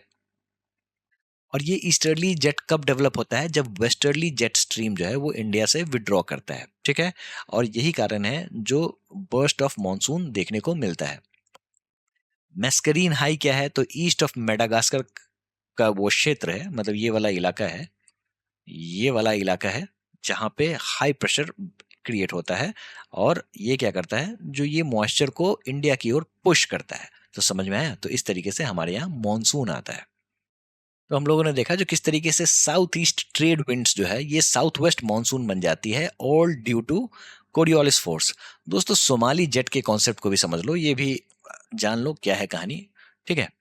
देखो, सोमाली जेट क्या है ना, तो ये एक तरीके की तेज हवा बहने का वो प्रक्रिया है। लेकिन बात यह है, जो ये सोमाली जेट जो है ये आपको जेट स्ट्रीम नहीं है, ठीक है, जेट स्ट्रीम नहीं है। लेकिन यहाँ पे जेट वर्ड इसलिए लगा है क्योंकि यहाँ भी तेज हवा बहती है। अब इसको जेट क्यों कहते हैं, क्योंकि ये जेट स्ट्रीम की तरह है लेकिन जेट स्ट्रीम नहीं है। जेट स्ट्रीम में क्या होगा, जो हाइट पे हवा बहेगी 9 to 13 किलोमीटर्स, लेकिन सोमाली जेट जो है वो नीचे से बहती है। अब ये तेजी से क्यों बहती है वो समझो। तो देखो, यहाँ से हवा आ रही है, साउथ ईस्ट से आ रही है, कोरियोलिस फोर्स के कारण मुड़ जा रही है। लेकिन यहाँ पे जो अफ्रीका का जो ये रीजन है, ठीक है, ये जो हॉर्न ऑफ अफ्रीका जिसको इथोपिया कहते हैं, यहाँ भी हवा टकराती है और बहुत ही तेजी से मूव करती है। तो यही कारण है जिसको एक अलग से बूस्ट मिल जाता है, जिसको हम लोग सोमाली जेट कहते हैं, ठीक है। और ये जेट स्ट्रीम नहीं है, ये बात आपको समझना होगा, ठीक है। तो यही सारी चीजें हैं। इसी के साथ एक सवाल आप मेरे साथ सॉल्व कर लो। 2024 के सीजीएल में पूछा गया था, जो at what latitude does the easterly jet stream blow over the peninsular India during the summer month. दोस्तों right answer is 14 degree north. मैंने आपको बोला है ना, इसको याद कर लो, अक्सर कॉम्पिटेटिव एग्जाम्स में पूछते हैं। यही सवाल इस बार के आरआरबी एनटीपीसी में भी पूछा गया था। ठीक है, चलिए प्री मॉनसून शावर्स शावर्स के बारे में समझ लेते हैं। बहुत बार सवाल आता है, आप समझ लो यहाँ से सवाल आता ही आता है। अगर टीसीएस पैटर्न पे पेपर हो गया तो यहाँ से सवाल बिल्कुल आएगा। और वैसे आपको बता दें, जो इस बार एडुकेटी पैटर्न पे भी इस पे सवाल पूछा गया था, ठीक है, जो हम लोग आगे देखेंगे। ठीक है, तो यानी कि पैटर्न आपका टीसीएस रहे या फिर एडुकेटी रहे, सवाल आपको प्री मॉनसून शावर से अक्सर रहते हैं और हर कॉम्पिटेटिव एग्जाम्स में रहते हैं, चाहे वो सीजीएल हो या एसएससी का कोई भी एग्जामिनेशन हो, आरआरबी हो। ठीक है, क्या है ये? तो देखो, मॉनसून जब भी आता है ना, उससे पहले कुछ कुछ बारिश होती है, इसी को हम लोग प्री मॉनसून शावर कहते हैं। इसके कुछ कुछ नाम होते हैं, वो समझ लो। एक तो होता है नॉर्वेस्टर, जिसको हम लोग काल बैसाखी कहते हैं। ठीक है, कब आता है? तो ये अप्रैल मई में आता है, यानी कि मॉनसून के ठीक पहले आता है। अच्छा खासा यहाँ पे थंडर स्ट्रोम आपको देखने को मिलेगा। किस एरिया में आता है? तो ये वेस्ट बंगाल, बिहार, झारखंड, आसाम। ठीक है, और ये क्या करता है? तो वहां पे जो भी जूट की कल्टीवेशन है, टी क्रॉप्स हैं, उसको फायदा पहुंचा देता है। ठीक है, इसका लोकल नाम बड़ा ही इंपॉर्टेंट है। बंगाल में इसको काल बैसाखी कहते हैं। सवाल क्या आएगा? सवाल ये आएगा, जो काल बैसाखी कहाँ का आपको लोकल ये है, मॉनसून सावर है। ठीक है, प्री मॉनसून सावर है। तो राइट आंसर इज बंगाल का। इसी चीज को हम लोग बोर्डोई सिला आसाम कहते हैं। अब बात कर लेते हैं ब्लॉसम शावर की। ब्लॉसम शावर कब आता है? तो मार्च अप्रैल के महीने में आता है। कहाँ पे आता है? तो केरला और वेस्टर्न घाट में आता है। क्या करता है? तो ये कॉफी की फूल जो होते हैं ना, उसके फ्लावरिंग को बढ़ावा देता है, तो फ्लावरिंग सीजन में हेल्प करता है। ठीक है, और ये कॉफी प्लांटेशन के लिए बहुत ही ज्यादा इंपॉर्टेंट है। ठीक है, तो इसको हम लोग ब्लॉसम शावर कहते हैं। मैंगो शावर बहुत बार सवाल आता है, तो सबसे ज्यादा सवाल आपको आएगा नॉर्वेस्टर से, और दूसरा मैंगो शावर से। क्या सवाल आता है? तो ये लेट अप्रैल के समय में ये डेवलप होता है। कहाँ पे? तो कोस्टल कर्नाटका और केरला में। हेल्प क्या करता है? तो ये आम को पकने में हेल्प करता है। ठीक है, इसके अलावा वहाँ पे जो काजू के पौधे होते हैं या फिर सुपारी के पौधे होते हैं, ठीक है, उनको भी ये हेल्प करता है। और इसको अप्रैल शावर भी बुलाते हैं या फिर समर शावर भी बुलाते हैं। ठीक है, चलिए एक सवाल है, वो आप देखो, उसके बाद चीज़ों को समझते हैं। उससे पहले एक बार फिर से रिवाइज कर लेते हैं। तो देखो, ये है हमारा प्यारा Bharat.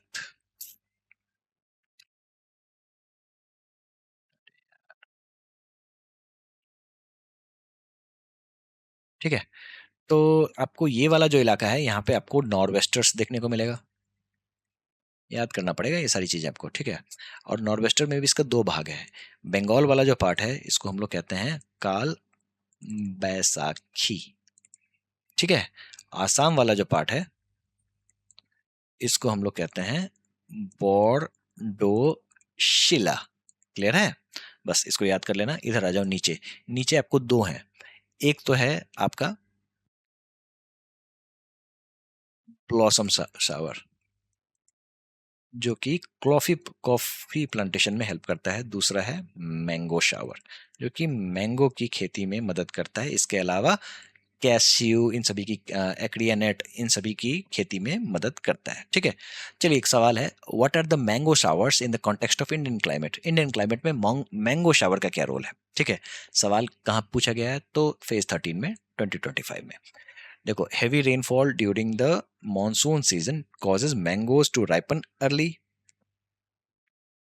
Okay, light pre-monsoon shower that helps in the early ripening of mangoes.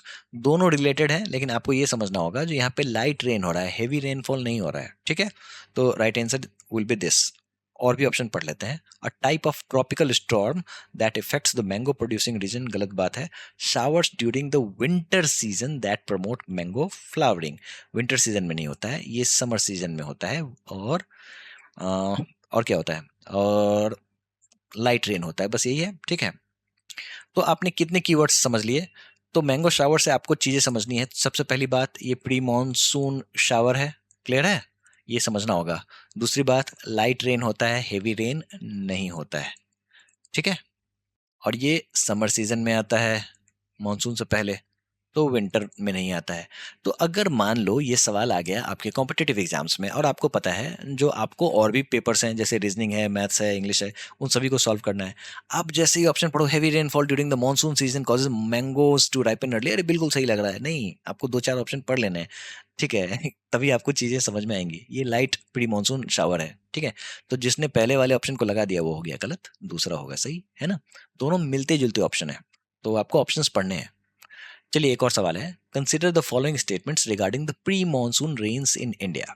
ठीक है, pre monsoon rains mango shower की बात कर लेते हैं, कहाँ पे होता है। तो ये होता है केरला, कर्नाटका, तमिलनाडु। क्या ये स्टेटमेंट सही है? बिल्कुल सही है। दूसरा स्टेटमेंट है Kal Baisakhi also known as nor'westers are violent thunderstorms occurring during the summer in the West Bengal and Assam. Yes, बिल्कुल सही बात है। इसी का नाम जो है ना आसाम में बोडोशिला है। तो यानी कि दोनों स्टेटमेंट सही है। तो I will go by both 1 और 2। समझ में आया? चलिए एक और सवाल है जो इस बार के सीपीओ पेपर में आया था, 2024 में पूछा गया था। In the context of local storms of the hot weather season nor'westers are. चलिए नॉर्वेस्टर्स के बारे में इंफॉर्मेशन है, आपको बताना है जो क्या चीज है। Pre monsoon shower common in Kerala and the coastal Karnataka. Pre monsoon shower तो बिल्कुल है लेकिन कर्नाटका केरला में नहीं है। The dreaded evening thunderstorms in Bengal and Assam.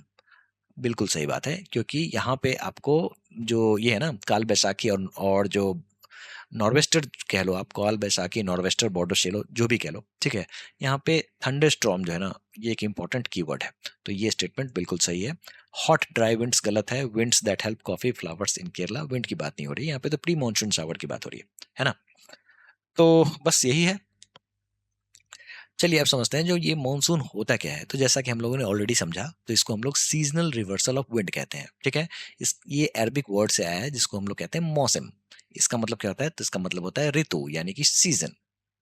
और जैसा कि मैंने आपको बताया जो हमारे यहाँ जो एग्रीकल्चर जो है इंडियन एग्रीकल्चर, उसका 75% जो है ना वो मॉनसून पर निर्भर है। यानी कि इसको 75% पानी जो है वो मॉनसून से ही मिलता है। अब ये मॉनसून हमारे यहाँ आता कैसे है वो समझो। Onset of monsoon important term है, समझना होगा। देखो ऐसा है ना, जो वेस्टर्न घाट का जो ये जो इलाका है, केरला से ये शुरुआत होती है। ये 1 जून को ही केरला में आ जाता है, ठीक है। लेकिन एक बात और आपको समझनी होगी, जो ये जो मॉनसून वाली हवाएं हैं ना वो केरला को में 1 जून को तो हिट करती ही करती हैं, लेकिन उससे पहले ठीक एक हफ्ता पहले अंडमान निकोबार में बारिश हो जाती है, ठीक है। और ये भी मॉनसून के कारण ही होती है, ठीक है। तो अब सवाल ये उठता है जो हम लोग ऐसा क्यों कहते हैं जो ये केरला में हिट करता है, क्योंकि हम लोग ये देखते हैं ना जो ओवरऑल इनलैंड जो पार्ट है ना हमारा जो भारत है उसको कंसिडर करते हैं, अंडमान को कंसिडर नहीं करते हैं। लेकिन कहीं कहीं अगर आपसे ये सवाल पूछ दें जो मॉनसून जो है वो सबसे पहले अंडमान एंड निकोबार को हिट करता है, तो answer will B right, confuse मत होना, ठीक है। अब ये कौन बताता है हमें, कौन इन्फॉर्मेशन देता है? तो आईएमडी। आईएमडी का मतलब होता है इंडियन मेट्रियोलॉजिकल डिपार्टमेंट। कब बना था? तो ये 1875 में ही बना था, ठीक है। अब ये क्या करते हैं, जो ये देखते हैं जो भाई साहब बारिश, विंड, क्लाउड क्राइटेरिया सारे मीट हो जाने के कारण ये बताते हैं हमारे यहाँ तो भाई मॉनसून कब आएगा हमारे भारत में, कब प्रवेश करेगा, ठीक है। और जैसा कि हम लोगों ने डिस्कस किया, जैसे ही मॉनसून प्रवेश करेगा तो अपने साथ लेकर आएगा पानी, यानी कि जो भी हवाएं बह रही होंगी वो अच्छी खासी ह्यूमिड होंगी। लेकिन यहाँ पे क्या है, तो यहाँ पे है माउंटेन। कौन सा माउंटेन? तो वेस्टर्न घाट। दोस्तों हम लोगों को पता है जो माउंटेन वेस्टर्न घाट जो है ये कॉन्टिन्यूस माउंटेन है ना। सच पूछो तो ये माउंटेन तो है ही नहीं, ये एक तरीके का स्कारपमेंट है, स्कारपमेंट। लेकिन अभी इन सभी चीज़ों में नहीं जाना है, बस आप समझ लो। तो ये थोड़ा-सा उठा हुआ इलाका है और कॉन्टिन्यूअस है। इसके कारण क्या होता है, तो बादल जो है यहीं पे बरस जाता है और यहाँ पे ओरोग्राफिक रेनफॉल होता है, समझ में आया? ठीक है? और इस साइड में, माउंटेन के इस साइड में आपको अच्छा खासा सूखा देखने को मिलेगा। अच्छा खासा सूखा मतलब वहाँ पे कम बारिश होगी, ठीक है? जिसको हम लोग रेन शैडो एरिया कहेंगे। तो पीछे में आपको डेक्कन प्लेट्यू है, ये रेन शैडो एरिया है, यहाँ पे कम बारिश होती है, ठीक है? और एक बात आपको समझनी होगी, जो यहाँ से जो बारिश पानी लेके आती है, तो जैसे जैसे हवाएं पानी के स्रोत पे मूव करेंगी तब तक पानी कैरी करेंगी। जैसे जैसे आपको ये लैंड पे मूव कर रही होंगी तो पानी जो है वो कम होता चला जाएगा इनका, ठीक है, क्योंकि जैसे एंटर करेंगी बरस जाएंगी। यही कारण है जो ये हवाएं आगे बढ़ेंगी तो मुंबई में अच्छी खासी बारिश करती है, ठीक है, फिर लेकिन आगे इधर बढ़ती हैं तो फिर बारिश कम होती चली जाती है। समझ में आया? और ये जो राजस्थान का इलाका है, ठीक है, ये पूरा का पूरा समझ जाओ पैरेलल होने के कारण मतलब यहाँ पे एक तो पहली बात जो मानसून की हवाएं हैं इसमें पानी कम होगा, और दूसरा जो ये हवाएं सीधे ऊपर से निकल जाती हैं, कुछ रोकता नहीं है, ठीक है, यही कारण है जो ये थार जो डेजर्ट है यहाँ पे न के बराबर बारिश होती है। समझ में आया? आगे भी इसके बारे में बात करेंगे। चलिए एक सवाल देख लेते हैं। Around the time of its arrival the normal rainfall increases suddenly and continues constantly for the several days. This is known as the burst of the monsoon and can be distinguished from the pre-monsoon shower। तो दोस्तों हम लोगों ने देखा जो pre monsoon shower में light rain होता है ना, लेकिन जैसे ही ये बारिश बहुत ही ज़्यादा तेज़ हो जाती हैं, हवाएं चलने लग जाती हैं, ठीक है, यानी कि नॉर्मल रेनफॉल कंडीशंस में भारी इंक्रीमेंट देखने को मिलता है। इसी को हम लोग कहते हैं बर्स्ट ऑफ द मानसून, ठीक है। तो सच पूछो तो ऑनसेट ऑफ द मॉनसून को ही हम लोग बर्स्ट ऑफ द मॉनसून कहते हैं। क्यों? क्योंकि मॉनसून का काम ही है बारिश करना। तो ये आपका जो रेनफॉल जो हो रहा होता है एवरेज बेसिस पे उससे ज़्यादा होने लग जाता है, तो उसको हम लोग बर्स्ट ऑफ द मॉनसून कहते हैं, ठीक है। एक और सवाल है, which of the following is the primary cause of the rain shadow effect in the western Ghat regions of India? क्या कारण है?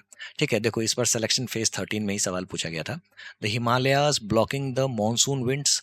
देखो रेन शेडो हो रहा है वेस्टर्न घाट में, ठीक है, और यहाँ पे हिमालय की बात आ गई तो भाई गलत बात हो गई, गलत, ठीक है। The western Ghats intercepting moisture laden winds from the Arabian sea. The western Ghats intercepting बिल्कुल सही बात है, पश्चिम घाट द्वारा अरब सागर से आने वाली नमी युक्त पवनों को रोकना। कौन रोक रहा है?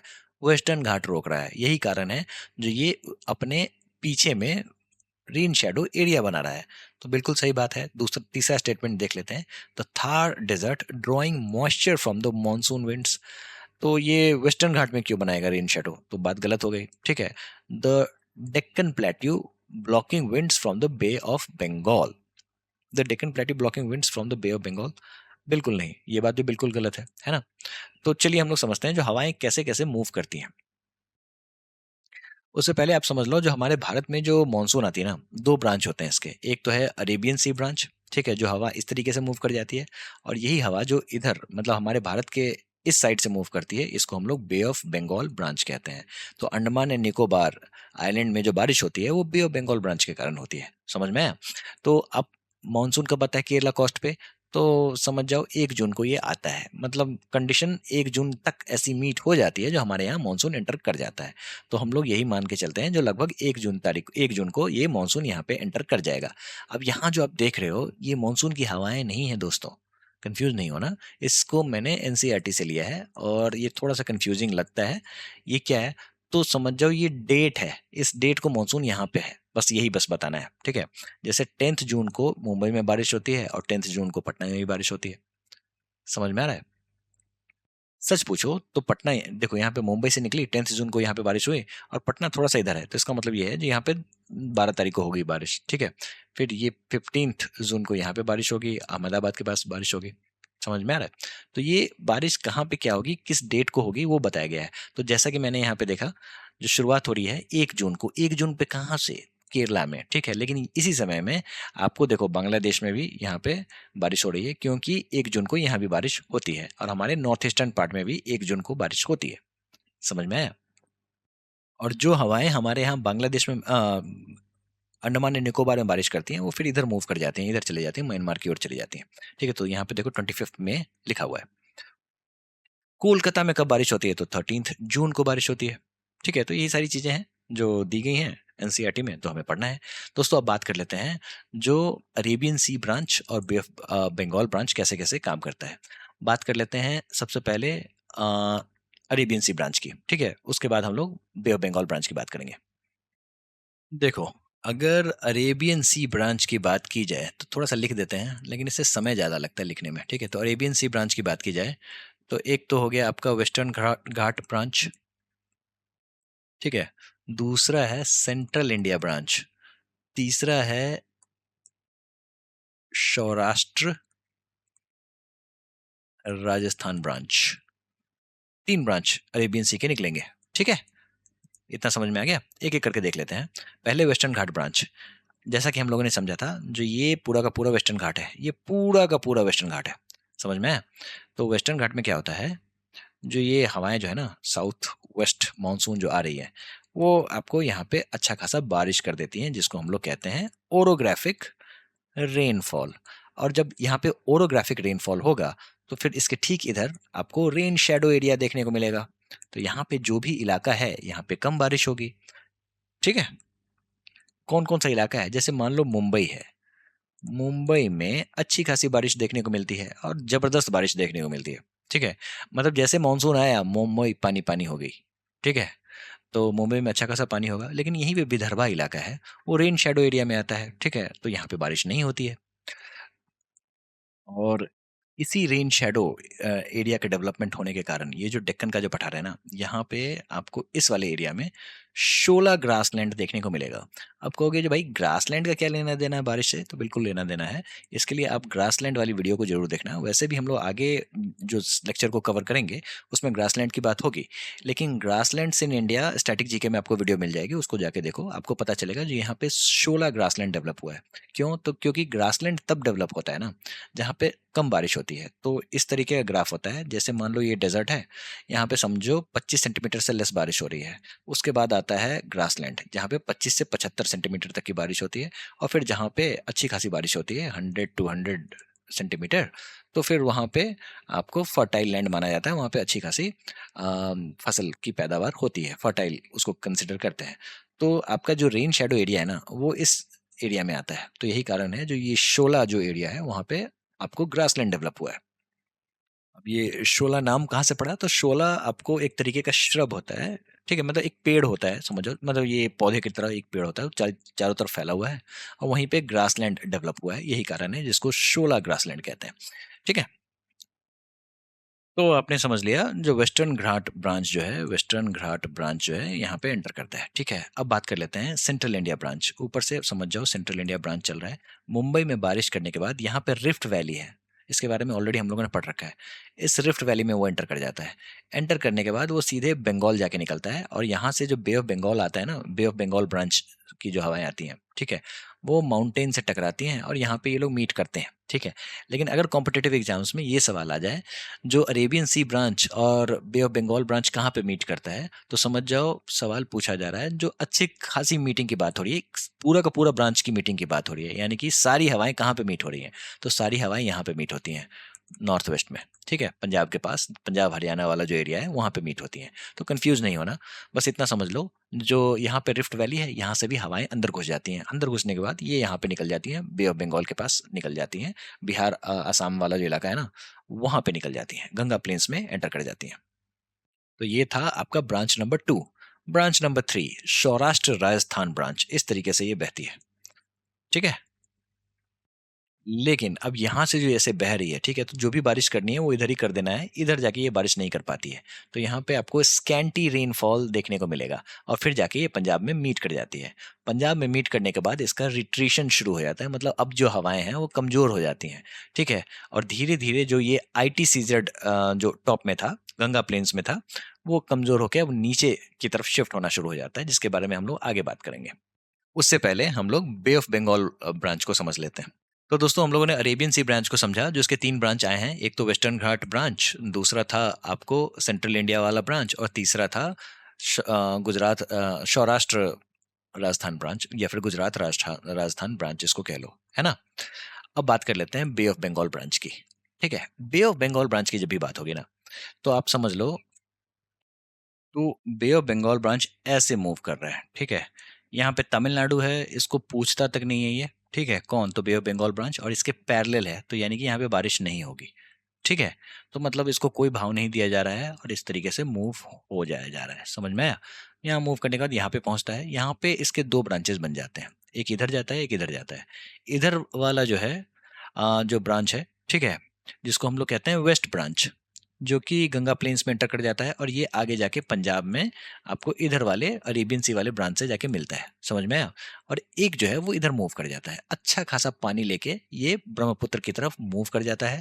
और यहाँ पे ये गारो, ये वाला जो इलाका है ना, मेघालय वाला इलाका, ये इस तरीके का इलाका है। मेघालय, मेघालय, ये मेघालय प्लेट्यू जो है ना, वो इस तरीके का है। गारो, खासी और जैंतिया हिल्स, वहाँ पहुँच जाता है। पहुँचने के बाद क्या होता है, जो ये यहाँ पे जम के बारिश करता है, तो कहाँ पे? तो खासी जो है ना, वहाँ पे सबसे ज़्यादा बारिश होती है। यहाँ पे जगह है माओ सिन रम, अगर मैंने स्पेलिंग सही लिखा है तो, ठीक है?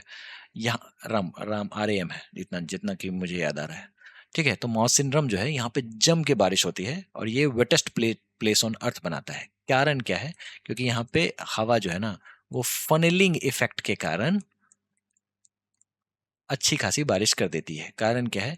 तो हवा जो है ना, वो बहुत ही कम स्पेस में मूव करते हुए तेजी से बहती है। यही कारण है जो यहाँ पे अपलिफ्ट होता है हवा का, और ये ठंडा होके यहाँ पे अच्छी खासी बारिश करती है। कहाँ पे? तो मेघालय में, ठीक है? और हम लोगों ने देखा जो किस तरीके से बे ऑफ बंगाल ब्रांच जो है, वो तमिलनाडु को भाव नहीं देता है, यानी कि तमिलनाडु जो है वो पैरेलल पड़ता है, और ये एक तरीके से अरेबियन सी का भी रेन शैडो एरिया में आता है। तो यानी कि ना बारिश हुई अरेबियन सी से तमिलनाडु में, और ना ही बे ऑफ बंगाल से, तो फिर होगी कैसे? तो फिर तमिलनाडु में बारिश होगी रिट्रीटिंग मानसून से, यानी कि जब हवा नीचे उतरेगी ना, ठीक है, इस तरीके से जब ये नीचे उतरेगी तब जाके बारिश होगी। कहाँ पे? तो बारिश होगी आपको तमिलनाडु में। रिट्रीटिंग मानसून से बार बार सवाल पूछते हैं।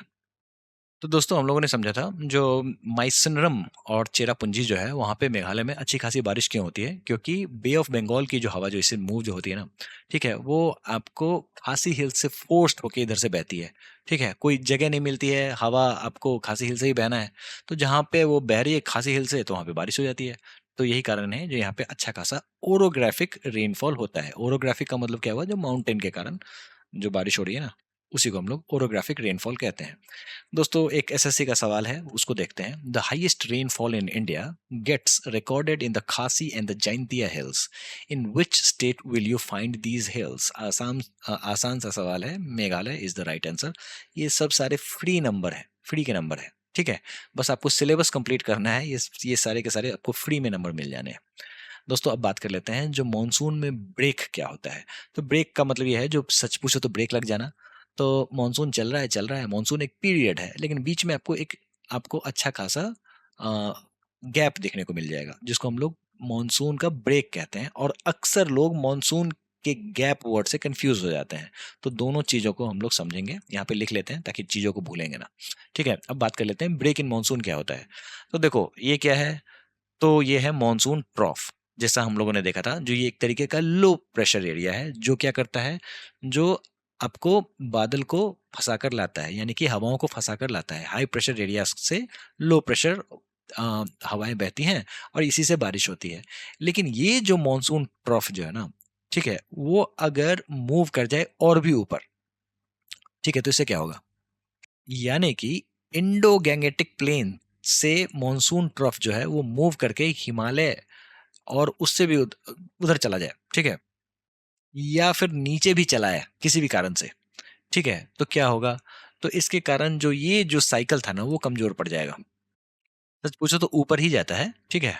तो जब ये ऊपर चला जाता है तो क्या होता है, तो ऊपर में तो बारिश होती है लेकिन नीचे में नहीं होती, ठीक है। तो बारिश के लिए जो भी कंडीशंस से होती हैं उसमें लगाम लग जाता है। तो यही कारण है जो आपको 2-3 हफ्तों का गैप देखने को मिल जाता है। इसी को हम लोग ब्रेक इन मानसून कहते हैं।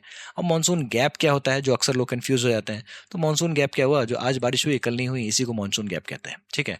यहाँ पे मानसून ब्रेक अलग चीज है, ये 2-3 हफ्ते का गैप है, समझ में आया? और मॉनसून गैप तो समझ जाओ जो थोड़ी देर के लिए बारिश नहीं हो रही है, आकाश साफ हो गया है, तो उसी को हम लोग मॉनसून गैप कह लेंगे। चलिए एक सवाल है जो कि एनटीपीसी में पूछा था। What is the phenomenon called when the air fails to occur, when rain fails to occur for 1 or more weeks during the south west monsoon period? 1 या 2 हफ्ते तक का जो गैप क्रिएट हो जाता है उसको क्या कहते हैं हम लोग? तो हम लोग इसको कहते हैं ब्रेक इन द मानसून, है ना। चलिए, यही सवाल सीएचएसएल में भी पूछा था और आरआरबी एनटीपीसी में आया था। CHSL में 2023 में, RRB NTPC में 2025 में। इसका मतलब क्या हुआ? तो इसका मतलब ये हुआ जो ऐसे सवाल बार बार पूछे जाते हैं, बस सिलेबस कंप्लीट करो और ये ऐसे मार्क्स बटोर लो, ठीक है। बस लॉजिक ये है जो आपको समय समय पे रिवाइज भी करना पड़ेगा, अदरवाइज आप भूल जाओगे। चलिए अब हम लोग देखते हैं जो मानसून का रिट्रीट कैसे होता है। रिट्रीट का मतलब क्या होता है? तो आप मानसून जो पीछे की ओर हटेगा। एक बात तो हम लोगों ने समझ ली थी, जो अरेबियन सी का ब्रांच और बे ऑफ बंगाल का ब्रांच कहाँ पे जाके मीट होता है? तो ये मीट होता है आपको पंजाब वाले इलाके में। इधर से अरेबियन सी आता है ना? बीच से ऐसे करके एक सेंट्रल इंडिया वाला है, उसको ज़्यादा भाव नहीं देना है, सेंट्रल एशिया वाला इंडिया वाला है। मेन तो है आपका अरेबियन सी, और दूसरा है Bay of Bengal. Bay of Bengal जो है, यहाँ पे हिमालय है, हिमालय से टकरा के दो डायरेक्शन में बढ़ जाता है। इधर वाले डायरेक्शन में आपको मेघालय में जम के बारिश होती है, और इधर वाले डायरेक्शन में आपको यूपी बिहार वाले में बारिश होती है।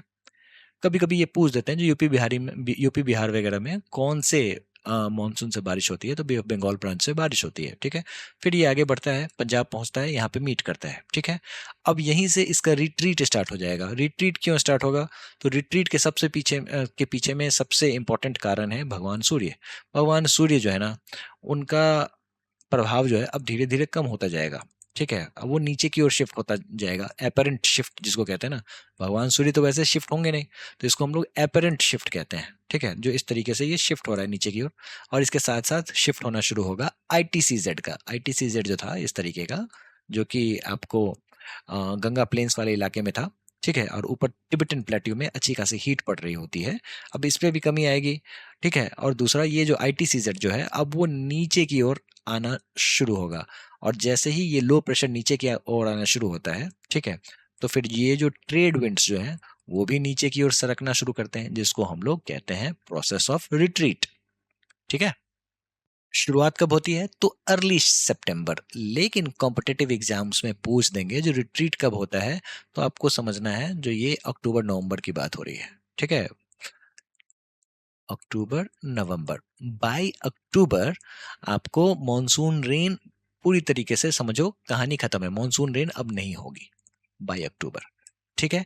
लेकिन अर्ली नवंबर तक जाते जाते ये जो मॉनसून की जो हवाएं हैं वो भारत छोड़ देती हैं, ठीक है। और जब ये नीचे आ रही होती हैं तो यहीं पे मिलती हैं नॉर्थ ईस्ट मॉनसून से। समझ में आया? इसका मतलब क्या हुआ? जब ये हवाएं नीचे आ रही होती हैं तो फिर ये बे ऑफ बंगाल जो है ना, बे ऑफ बंगाल से पानी उठा लेती हैं, और पानी उठाने के बाद तमिलनाडु को कहती हैं, अरे भाई तुम रो क्यों रहे हो? क्यों रो रहे हो भाई? आ तो रहे हैं तुम्हारे पास, चलो कम से कम लौटते वक्त तुम्हारे पास आ जाएंगे। और फिर यहाँ पे होती है बारिश। एक ही सवाल आएगा आपको, जो Tamil Nadu is the only state that receives the maximum rainfall during the retreating monsoon. कब की बात है? तो अक्टूबर नवंबर, ठीक है। तो यानी कि एडवांसिंग मानसून, जब मानसून चढ़ रहा था तो तमिलनाडु में बारिश नहीं हो रही थी। कारण क्या था? तो वेस्टर्न घाट वाले जो ब्रांच के ये रेन शेडो एरिया में आ जा रहा था, और बे ऑफ बंगाल के पैरेलल हो जाने के कारण, ठीक है, बगल से निकल जा रहा था, कोई मतलब ही नहीं है, ठीक है। लेकिन रिट्रीटिंग में यहाँ पे बारिश हो जा रही है। समझ में आया? लेकिन कहानी यहीं पे खत्म नहीं होती है। कहानी, ये जो ITCZ जो है ना, वो जैसे जैसे नीचे की ओर मूव कर रहा है, ठीक है, इधर की ओर मूव कर रहा है, ठीक है, तो समझ जाओ ये अभी भी अपने आप में लो प्रेशर लेकर चल रहा है। और हमें ये पता है जो समंदर जो है वो गर्म होने में भी टाइम लगाती है और ठंडा होने में भी टाइम लगाती है। जमीन जो है वो जल्दी गर्म हो जाता है और ठंडा भी हो जाता है। तो यही कारण है जो यहाँ पे आपको डिस्टरबेंसेस देखने को मिलते हैं, ठीक है। और साइक्लोन्स का डेवलपमेंट होता है, जिसको हम लोग विंटर जब कवर करेंगे तो चीज़ों को अच्छे से समझाऊंगा मैं, ठीक है। तो सारा खेल ये ITCZ का है, यही ITCZ बदमाशी कर रहा है, ठीक है। तो ये अपने साथ लो प्रेशर लेके चल रहा है। तो यहाँ वाला जो इलाका है, यहाँ पे पानी अभी भी गर्म है, भले ही अक्टूबर है लेकिन पानी गर्म है। तो यहाँ पे साइक्लोन्स का डेवलपमेंट होगा, और साइक्लोन्स का डेवलपमेंट होगा तो ये पूरा का पूरा इलाका जो है वो सबसे ज़्यादा प्रभावित होगा विंटर साइक्लोन से। समझ में आया? विंटर ट्रॉपिकल साइक्लोन से, WTC। चलिए दोस्तों, एक सवाल मैंने देखा था, जो रिट्रीटिंग मॉनसून से क्या तमिलनाडु में ही सिर्फ बारिश होती है? तो सिर्फ तमिलनाडु में कैसे होगी? आप बताओ ना, ये तमिलनाडु का एरिया थोड़ी ना मॉनसून पहचानता है, तो इधर उधर भी तो होगी ना, ठीक है। तमिलनाडु तो समझ जाओ, जो ये पूरा का पूरा इलाका जो है वो पैरेलल हो जाने के कारण और रेन शेडो हो जाने के कारण यहाँ पे नहीं होती है। लेकिन जब बारिश होगी तो यहाँ भी होगी, यहाँ भी होगी, है ना। तो रिट्रीटिंग मॉनसून में इन सभी इलाकों में भी बारिश होती है, ठीक है, जिसमें तमिलनाडु को भी पानी मिलता है। समझ जाओ, तमिलनाडु का 50 to 60% पानी यहीं से आ जाता है। चलिए अब बात कर लेते हैं एक सवाल देख लेते हैं जो सीजीएल 2024 में पूछा गया था। Which region in India receives less rainfall in summer but heavy rainfall in winter due to the retreating northeasterly winds? किसकी बात हो रही है बताओ? तो दोस्तों बात हो रही है ईस्टर्न कोस्टल रीजन की। अभी हम लोगों ने देखा ना, ठीक है। तो ईस्टर्न कोस्टल रीजन यानी कि ये वाला इलाका है ना, यहाँ पे आपको रिट्रीटिंग मानसून के कारण अच्छी खासी बारिश होती है। और ये जो नॉर्थ ईस्टर्ली विंड है वही तो रिट्रीट हो रहा है। क्यों? क्योंकि ट्रेड विंड में यही तो हवाएं होती हैं। ये है नॉर्थ ईस्ट ट्रेड विंड और ये है साउथ ईस्ट ट्रेड विंड। और जैसे जैसे ये आईटीसीजेड नीचे आएगा तो ये बारिश करेगा। बस यही कहानी है। अक्टूबर हीट के कॉन्सेप्ट को समझ लो। सवाल पूछते हैं, इस बार भी सीजीएल में आया था सवाल, ठीक है। क्या होता है?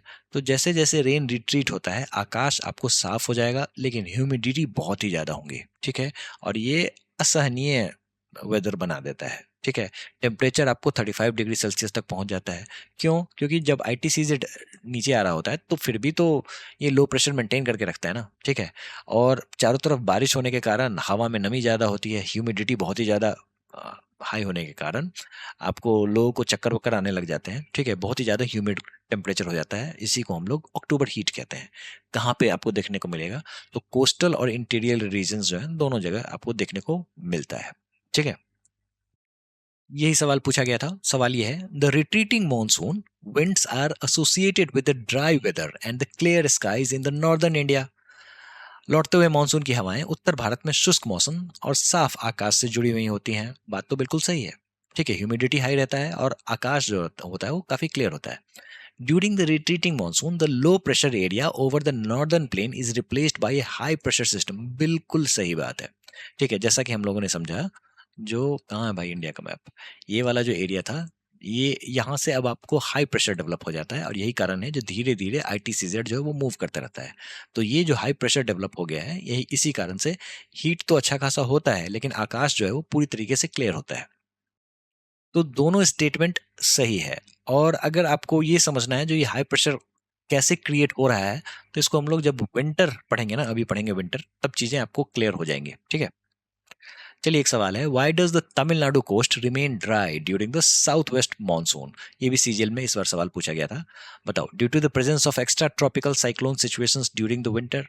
इससे क्या होगा? ड्राई होगा। गलत बात है। It receives most of the rainfall from the tropical cyclones originating over the Arabian Sea. Arabian Sea से क्या बात कर रहे हो? ये बे ऑफ बंगाल के साइड में है आपका तमिलनाडु, है ना। It is situated parallel to the bay of Bengal branch in the south west monsoon. बिल्कुल सही बात है। तो आपने देखा जो किस तरीके से ये हमारा पेनिनसुलर इंडिया है और जब ये यहाँ से बे ऑफ बंगाल की हवाएं चलती हैं तो इसके पैरेलली ही चल जाती हैं और यहाँ पे तमिलनाडु में बारिश नहीं करती है। रिट्रीटिंग बारिश होती है वहाँ पे, रिट्रीटिंग मानसून से बारिश होती है। तो ये स्टेटमेंट बिल्कुल सही है। लास्ट स्टेटमेंट है, the inter tropical convergence zone is located below the Tropic of Capricorn during the winter. इससे क्या लेना देना है? चलिए अगला सवाल है, where does the bay of Bengal monsoon branch and the Arabian Sea branch merge? बताइए दोनों ब्रांच कहाँ पे मिलती हैं? Southern part of peninsular India, गलत बात है। कोरोमंडल कोस्ट, गलत बात है। North western part of Ganga planes, बिल्कुल सही बात है। North of Deccan plateau. तो जैसा कि हमने समझा, तो ये पंजाब हरियाणा वाला जो इलाका है ना, पंजाब हरियाणा वाला इलाका, वहां पे मीट करती है कौन? तो अरेबियन सी और बे ऑफ बंगाल वाला ब्रांच। समझ में आया? चलिए अगला सवाल है, consider the following statements. The duration of the monsoon decreases from southern India to the northern India. क्या ये बात सही है? बिल्कुल सही बात है, ठीक है। जैसे जैसे ये मॉनसून आगे बढ़ेगा तो इसका ड्यूरेशन जो है वो कम होता चला जाएगा। The amount of annual rainfall in the northern plains of India decreases from east to west. यानी कि ये हमारा भारत है, ईस्ट टू वेस्ट जो है वो एनुअल रेनफॉल धीरे धीरे कम होता चला जाएगा। बिल्कुल सही बात है। यही तो है, वेस्ट साइड में आपको राजस्थान है ना, पंजाब हरियाणा, यहाँ पे कम बारिश होती है। मेघालय साइड में ज़्यादा होती है। तो ये स्टेटमेंट भी बिल्कुल सही है। दोनों स्टेटमेंट सही है। यही सवाल यूपीएससी 2012 में पूछा था, ठीक है। चलिए यहाँ पे आपको बताना है जो कौन सा स्टेटमेंट इनकरेक्ट है, ठीक है। देखते हैं, choose the incorrect statement. out of the following. There is an increase in rainfall generally from the east to west in the northern plains. ये बात तो बिल्कुल गलत है, पहला ही स्टेटमेंट गलत हो गया है ना, क्योंकि हमें पता है जो मेघालय में अच्छी खासी बारिश होती है और इधर राजस्थान है वहाँ पे नहीं होती है। तो हम लोगों ने देखा ईस्ट टू वेस्ट हम लोग मूव कर रहे हैं, तो फिर बारिश जो है वो डिक्रीज हो रही है, नॉट इंक्रीज। तो ये बात हो गई गलत, लेकिन हमारा फर्ज बनता है जो बाकी के ऑप्शंस पे पढ़ लें। चलिए पढ़ लेते हैं। Most part of the country receive rainfall from July to September. बिल्कुल सही बात है, जून टू सितंबर, बिल्कुल सही बात है। और यही पीरियड आपको मानसून जो है लेकर आता है ना। तो ये मानसून का पीरियड है, आपको याद रखना है। The annual precipitation in Meghalaya is over 400 centimetre. 100% सही बात है, मैं आपको अभी बताऊंगा जो कितना रेनफॉल कहाँ पे होता है। ठीक है, ये बात आपको समझनी है। मोटा मोटा डेटा भी अगर आप याद कर लो तो काम आपका चल जाएगा। ओवर 400 सेंटीमीटर बिल्कुल याद रखना है, एनसीईआरटी के मैप में दिया गया है। ठीक है, चलिए। Some part like the Tamil Nadu coast get a large portion of rainfall during the अक्टूबर नवंबर। बिल्कुल सही बात है, अक्टूबर नवंबर में मानसून का रिट्रीशन होता है, रिट्रीट होता है, नीचे आता है ना। तो जैसे मानसून नीचे आता है, ठीक है, उस समय में ये बारिश कर देता है ना। तो चलिए अब हम लोग समझते हैं विंटर सीजन। विंटर सीजन को कम मत समझना दोस्तों, इससे भी सवाल पूछे जाते हैं, अभी आपको सवाल मिलेंगे। ठीक है, विंटर सीजन का एक ही बहुत बड़ा खेल होता है जिसको हम लोग कहते हैं वेस्टर्न डिस्टरबेंस। ये कैसा डिस्टरबेंस है? ठीक है, चीजों को आपको समझना होगा। लोग पहुंच रहे थे शिमला मनाली, बारिश बर्फ पड़ ही नहीं रही है, जनवरी में पहुंचते हैं बर्फ पड़ ही नहीं रही है, और होटल वाले बोल रहे हैं अरे भाई साहब रुक जाओ रुक जाओ, पड़ जाएगी बर्फ। वेस्टर्न डिस्टरबेंस के आते ही पड़ जाएगी, आने वाली है, आईएमडी ने बताया है जो होने वाला है, कभी भी बर्फ पड़ सकती है। ठीक है, होटल वाले चार्ज कर रहे हैं अच्छे खासे पैसे। ठीक है, और लोग जो हैं वो इंतजार कर रहे हैं जो बर्फ कब पड़ेगी, और जब बर्फ पड़ी तो क्या बर्फ पड़ी, गाड़ियां ठुक रही हैं, है ना, जैसा कि आपने देखा होगा। तो ये सारा चीज जो है ना, ये सारा खेल जो है ये वेस्टर्न डिस्टरबेंस खेल रहा है। कैसे खेलता है वो अभी हम लोग देखेंगे। ठीक है, देखो ऐसा है ना, ये है हमारा प्यारा भारत। ऊपर में आपको यहाँ पे strong Siberian high high pressure developed होता है। समझ जाओ वर्ल्ड का अगर सबसे बड़ा हाई प्रेशर बेल्ट कहीं पे क्रिएट हो रहा है तो इसको हम लोग स्ट्रॉन्ग साइबेरियन हाई कहते हैं। ठीक है, तो देख लो कितना बड़ा कोल्ड फ्रंट तैयार हो रहा है, कितना ठंडा हवा, है ना। तो इसी के बारे में हम लोग बात करेंगे। तो यहाँ पे हाई प्रेशर है, ठीक है, और यहाँ पे तिबेटन प्लेट्यू है, लेकिन साइड से हवा जो ना इस तरीके से घुस जाती है हमारे यहाँ। ठीक है, और घुसने के बाद क्या होता है उसके बारे में बात करते हैं। दोस्तों हमारे देश में सर्दियों में जितनी Boroplus Boroline Pond's moisturising cream बिकती है ना, उस सब का जिम्मेदार ये है। ठीक है, कौन जिम्मेदार है? तो ये साइबेरियन हाई। साइबेरियन हाई से ठंडी हवाएं आती हैं, आके हमारे यहाँ एंटर करती हैं, और इनकी खासियत ये होती है ना, जो ये ड्राई होती है, और ये जो ड्राई होती है वो आपके चेहरे को ड्राई करती हैं, आपके होठों में, मतलब होठों को फाड़ती हैं सच पूछो तो। ठीक है, और आप लगाते हो क्रीम, मॉइस्चराइजिंग क्रीम। ठीक है, तो यही है आपका मतलब प्रेशर सिस्टम इन एशिया, जिसमें आपको इंडिया पे इफेक्ट देखने को मिलता है। जो हमारे यहाँ जो ट्रेड विंड्स जो होती है ना, ये आईटीसीजेड है, यहाँ पे जो ट्रेड विंड्स हैं वो इससे ये टकराती हैं। ठीक है, एक सवाल पूछा गया था जो during the winter season surface winds blow from high pressure centre over dash reaching India as a dry continental air mass, जिसके लिए आप बोरो प्लस बोरोलिन लगाते हो। ठीक है, तो कहाँ से आती है ये हवा? ये हवा आती है सेंट्रल एशिया से, अभी हम लोगों ने देखा है ना। तो यही चीज पूछा गया था। चलिए अब हम लोग समझते हैं जो ये विंटर सीजन हमारे यहाँ क्या होता है। तो हमारे यहाँ विंटर सीजन जो होता है वो कोल्ड होता है, ड्राई वेदर होता है। ठीक है, नॉर्थ इंडिया में क्या होता है, जो आपको फॉग देखने को मिलेगा, कोल्ड वेव्स देखने को मिलेंगे। अब ये फॉग क्या होते हैं, कोल्ड वेव्स कैसे काम करते हैं, ये सारी चीजें आपको क्लाइमेटोलॉजी वाले लेक्चर में मिल जाएगा। ठीक है, बस यहाँ पे हमारे भारत में क्या क्या हो रहा है उस चीज को समझते हुए हम लोग आगे बढ़ेंगे। ठीक है, एक बात मुझे बताओ, जो हमारे नॉर्थ इंडिया में फॉग देखने को मिल रहा है, कोल्ड वेव्स देखने को मिल रहा है, कोल्ड ड्राई वेदर देखने को मिल रहा है, लेकिन सदर्न इंडिया में माइल्ड और प्लेजेंट विंटर सीजन होता है। कारण क्या है?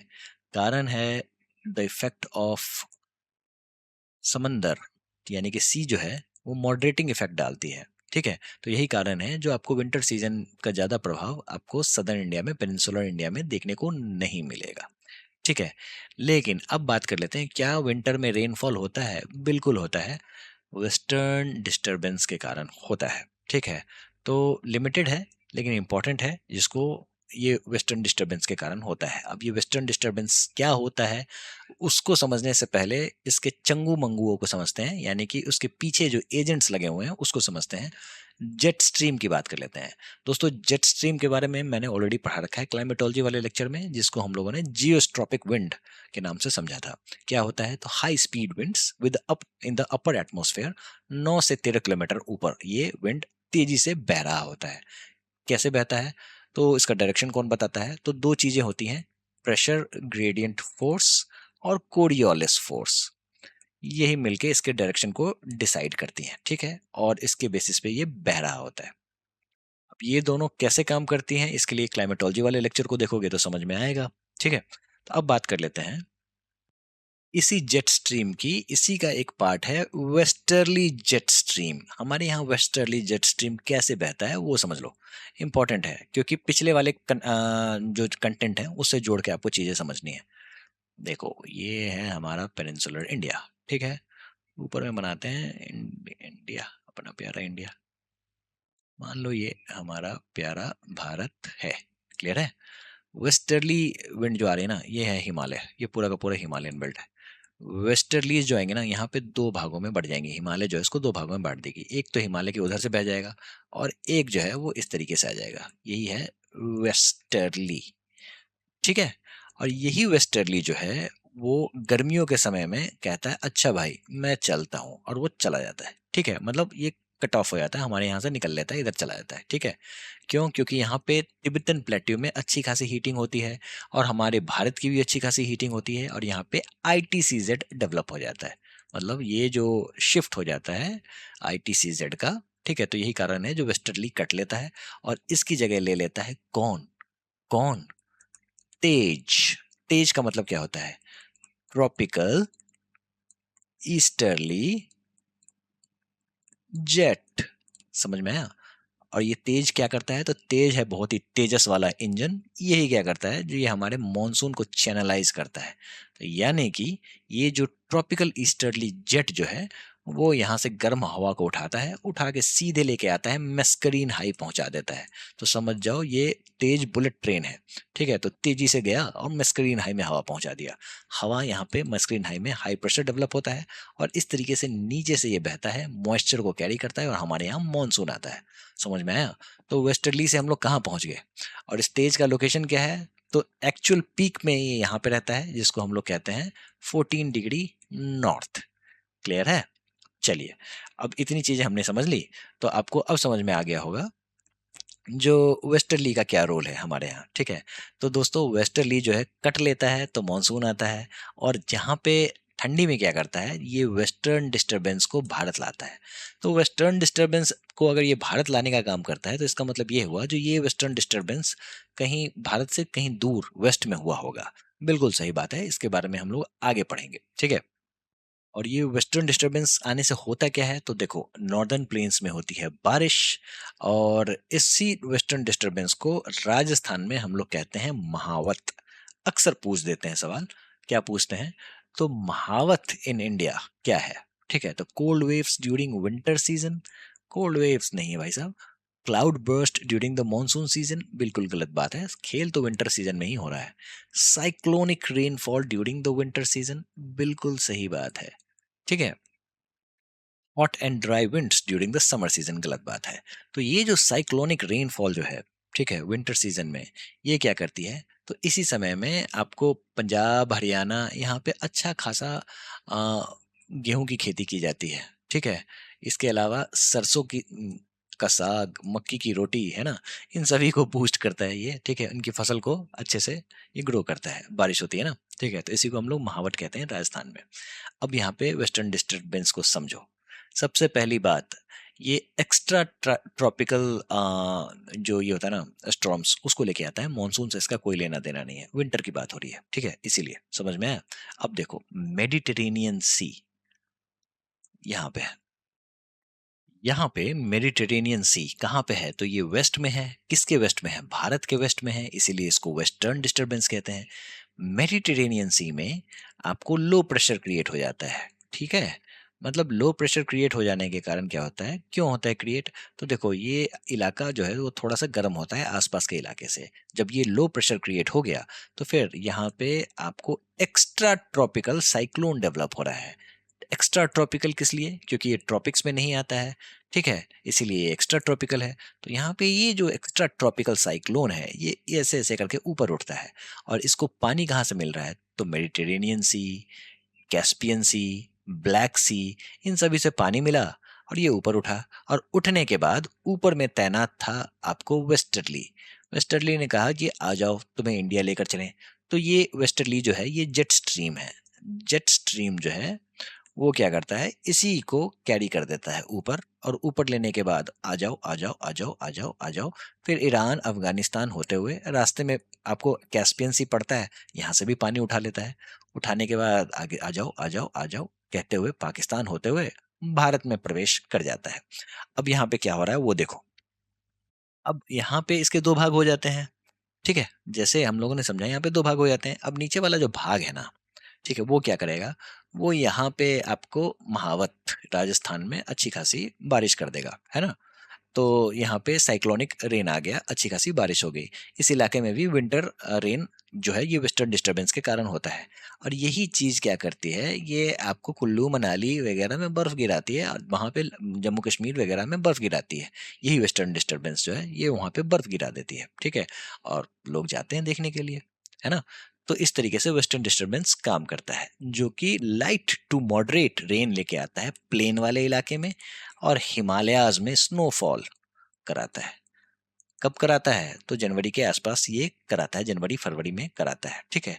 तो ये शुरुआत तो हो जाती है, आप समझो ये तो चलता ही रहता है, नवंबर टू अप्रैल का ये पूरा का पूरा खेल है। लेकिन ये आपको बारिश वगैरह कब होती है, बर्फबारी कब होती है? तो ये जनवरी फेब के बीच में होती है। समझ में आया? चलिए, इतना हमने समझ लिया, तो अब हम लोग ट्रॉपिकल साइक्लोन्स की बात कर लेते हैं। तो दोस्तों आपने ये सोचा होगा जो भाई ट्रॉपिकल साइक्लोन्स तो गर्मी में आते हैं। नहीं नहीं नहीं, किसने कह दिया आपको? ट्रॉपिकल साइक्लोन्स आपको गर्मी में भी आते हैं और बारिश में भी आती है, सॉरी ठंडी में भी आती है, ठीक है। तो यहाँ पे बात हो रही है बे ऑफ बंगाल के ट्राइप ट्रॉपिकल साइक्लोन्स की, ठीक है। जो कि आपको अभी तो हम लोग बात कर रहे हैं जो किस तरीके से रिट्रीटिंग मानसून जो है ना, वो आपको यहाँ पे ट्रॉपिकल साइक्लोन्स लेकर आता है। दोस्तों ट्रॉपिकल साइक्लोन्स क्या होता है, इसको मैंने ऑलरेडी क्लाइमेटोलॉजी वाले लेक्चर में समझा रखा है। इसको अगर आपको समझना है तो स्क्रीन को पॉज करके आप पढ़ लो यहाँ पे, ठीक है। और वैसे क्लाइमेटोलॉजी वाले में मैंने पूरा मेथड और प्रोसेस समझा रखा है जो किस तरीके से आता है। यहाँ पे बात करेंगे जो ये साइक्लोन मॉन था, देखो यहाँ पे है ना इस तरीके से। इसके अलावा साइक्लोन डिथवा जो कि अच्छा खासा तबाही लेके आया था, कहाँ पे? तो श्रीलंका में। और इसीलिए हम लोगों ने हेल्प करने के लिए सागर बंधु लॉन्च किया था, ऑपरेशन सागर बंधु। कॉम्पिटेटिव एग्जाम्स में सवाल आ जाएगा, इसीलिए पढ़ लो, इस यहीं पे पढ़ लो, ठीक है। तो सागर बंधु किस लिए था? तो साइक्लोन डिटवा के लिए था और हम लोगों ने श्रीलंका की मदद की थी। तो सवाल ये उठ रहा है जो इतनी ज्यादा ठंड में साइक्लोन्स क्यों आ रहे हैं, तो इसको समझना है। तो आपको ये समझो, जो ये है आपका पेनिनसुलर इंडिया, आईटीसीजेड जो है वो अब नीचे की ओर रिट्रीट हो रहा है और नीचे की ओर रिट्रीट हो रहा है और अपने साथ बनाया हुआ है लो प्रेशर। समझ में आया? तो ये जो लो प्रेशर है ना वो नीचे नीचे आएगा। यही क्या करेगा, एक साइक्लोनिक एक्टिविटी क्रिएट कर देता है। कहाँ पे? तो बे ऑफ बंगाल में। समझ में आया है? क्या चाहिए हमें साइक्लोन के लिए? तो 27 डिग्री सेल्सियस का वाटर चाहिए, ठीक है। इतना तो टेम्परेचर चाहिए ही चाहिए, ये तो हमारा थ्रेश है। इसी के बेसिस पे हमारे यहाँ ट्रॉपिकल साइक्लोन आता है। तो मिनिमम 27 डिग्री सेल्सियस तो चाहिए ही चाहिए, ठीक है। तो अब ये जो है कैसे मीट होगा? तो मीट ऐसे होगा, जो देखो सी का टेम्परेचर हमेशा से ज्यादा होता है एज कम्पेयर टू लैंड। अब जैसे जैसे ये जो रिट्रीट हो रहा है, ठीक है, तो इसी समय में लो प्रेशर क्रिएट होगा और यही कारण है जो यहाँ पे अच्छा खासा साइक्लोन डेवलप हो जाता है विंटर में भी, ठीक है। तो ये मोन्था डिथवा ये सारे के सारे जो है ना वो आपको विंटर में डेवलप हुए ट्रॉपिकल साइक्लोन्स हैं। अब ये और भी नीचे आएगा, तो नीचे इक्वेटर है, तो क्या इक्वेटर पे साइक्लोन आएगा? तो आंसर इज नो, इक्वेटर पे साइक्लोन नहीं आता। क्यों? इक्वेटर क्या है? तो देखो ऐसा है, जो साइक्लोन कैसे घूमता है, गोल गोल गोल गोल, है ना। तो ये गोल गोल कौन घुमाता है? तो कोरियोलिस फोर्स।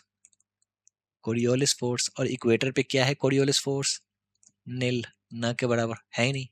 समझ में आया? तो यही कारण है जो इक्वेटर पे साइक्लोन्स नहीं आते। चलिए अब बात कर लेते हैं। एक सवाल है, western disturbance are responsible for, पश्चिमी विक्षोभ किसके लिए उत्तरदायी होते हैं? किसके लिए होंगे? Dusty storms in the eastern coastal area of India, बिल्कुल गलत बात। ठीक है। Hot winds during summer in the northern India, नहीं ऐसा भी नहीं है। एक्सट्रीमली चिल्ड वेदर इन नॉर्थ ईस्टर्न इंडिया, पूर्वोत्तर भारत में अत्यधिक ठंड, ये भी नहीं।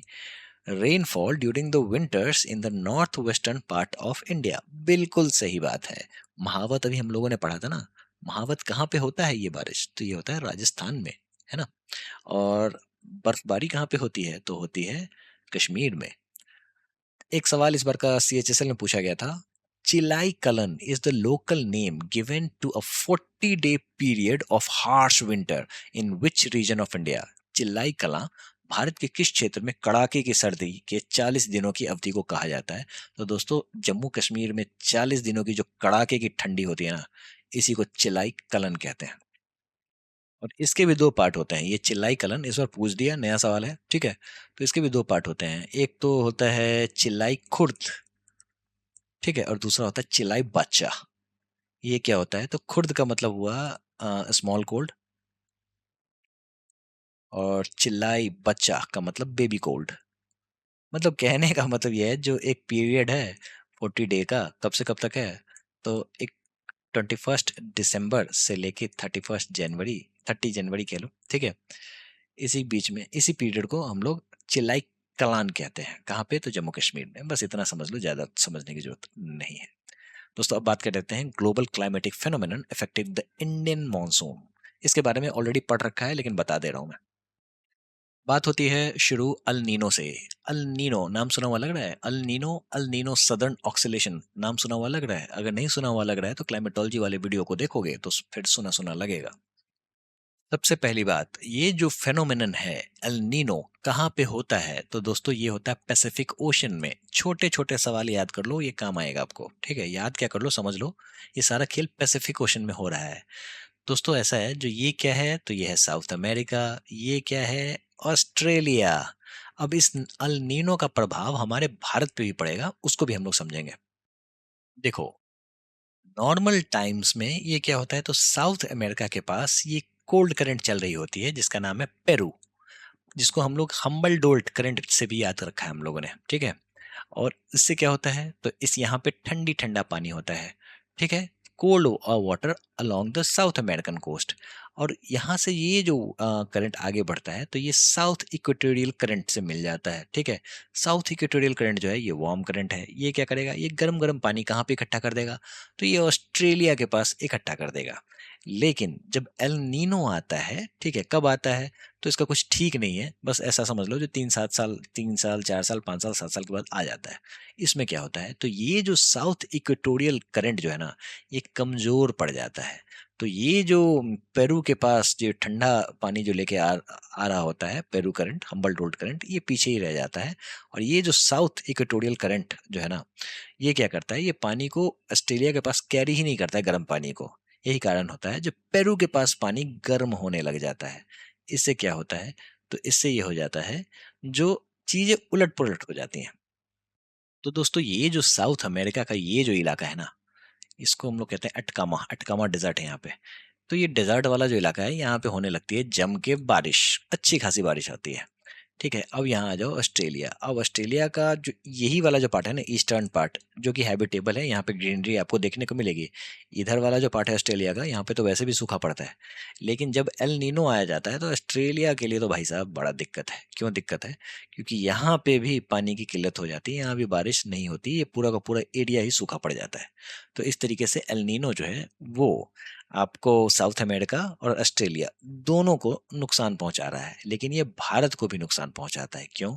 क्योंकि जब ट्रेड विंड ही कमजोर हो गई, ठीक है, तो फिर हमारे यहाँ जो ये एक तरीके का जो साइकिल डेवलप हुआ था, जो हमारे यहाँ ये लेके आया था, मॉनसून की हवाएं लेकर आया था, यही कमजोर पड़ जाएगा। तो ये जब कमजोर पड़ जाएगा, तो हमारे यहाँ भी बारिश नहीं होगी। तो जब भी एल नीनो आता है, ठीक है, तो हमारे यहाँ भी नेगेटिव इसका इम्पैक्ट देखने को मिलता है। ट्रेड विंड्स कमजोर हो जाती हैं। हाई प्रेशर जो यहाँ पे मेस्करीन हाई जो डेवलप होता है, हाई प्रेशर बेल्ट, ये कमजोर पड़ जाता है, ठीक है? और यही कारण होता है जो हमारे यहाँ भी सूखा देखने को मिलता है। इसी के उलट एक कंडीशन होता है जिसको हम लोग कहते हैं ला नीना, यानी कि छोटी बच्ची हो क्या। ठीक है, मतलब लानीना का मतलब ये होता है छोटी बच्ची। अब ये जब छोटी बच्ची का मतलब क्या है लानीना, तो इसका मतलब ये है जो जो चीजें नॉर्मल समय में हो रही हैं यही बहुत ही स्ट्रांग हो जाएंगी। लानीना क्या है, तो जो चीजें नॉर्मल समय में हो रही हैं वही स्ट्रांग हो जा रहा है। अल नीनो क्या है, तो इसका रिवर्सल हो जा रहा है, उल्टा हो जा रहा है। तो जब चीजें स्ट्रांग हो जाती हैं नॉर्मल ईयर से, तो यानी कि हमारे यहाँ मॉनसून भी जबरदस्त देखने को मिलेगा। अब यहाँ पे हाई प्रेशर वाला जो साइकिल था वो काफ़ी ज़्यादा हाई रहेगा, और वहाँ से लो प्रेशर यानी कि तिब्बतन प्लेट्यू से लो प्रेशर यानी कि हवा का बुलावा बहुत ही तेज होगा। हवा आएगी, साथ में बारिश लेकर आएगी, और जम के बारिश होगी हमारे देश में। किस वक्त? ला नीना के समय में। एल नीनो में यही चीज उल्टा हो जाता है और कहानी खराब हो जाती है। समझ में आ गया? यही सारी चीजें आपको नोट्स में मिल जाएंगी, इसको पढ़ लेना, बस इतना है, समझ लेना। दोस्तों एक कॉन्सेप्ट समझ लो, सदर्न ऑक्सीलेशन इंडेक्स कैसे नापते हैं। तो देखो, यहाँ देखो, उससे पहले समझो ये सदर्न ऑक्सीलेशन इंडेक्स है क्या।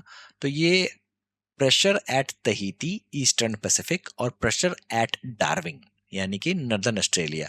देखो ये जो एरिया है ना, ऑस्ट्रेलिया, उस नर्दर्न ऑस्ट्रेलिया, इस एरिया को हम लोग कहते हैं डार्विन वाला इलाका।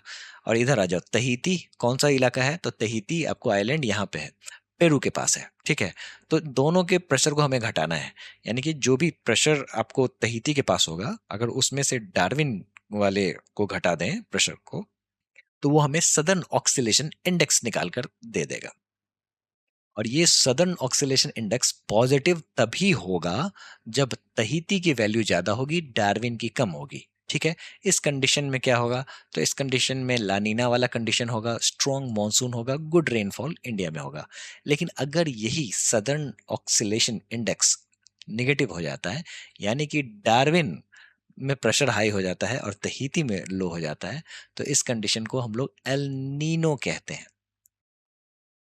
ठीक है, और जिससे वीक मॉनसून हो जाता है, पुअर रेनफॉल इन इंडिया। क्या इससे सवाल आते हैं? बिल्कुल आते हैं, इसीलिए आपको बस इतना समझ लेना है।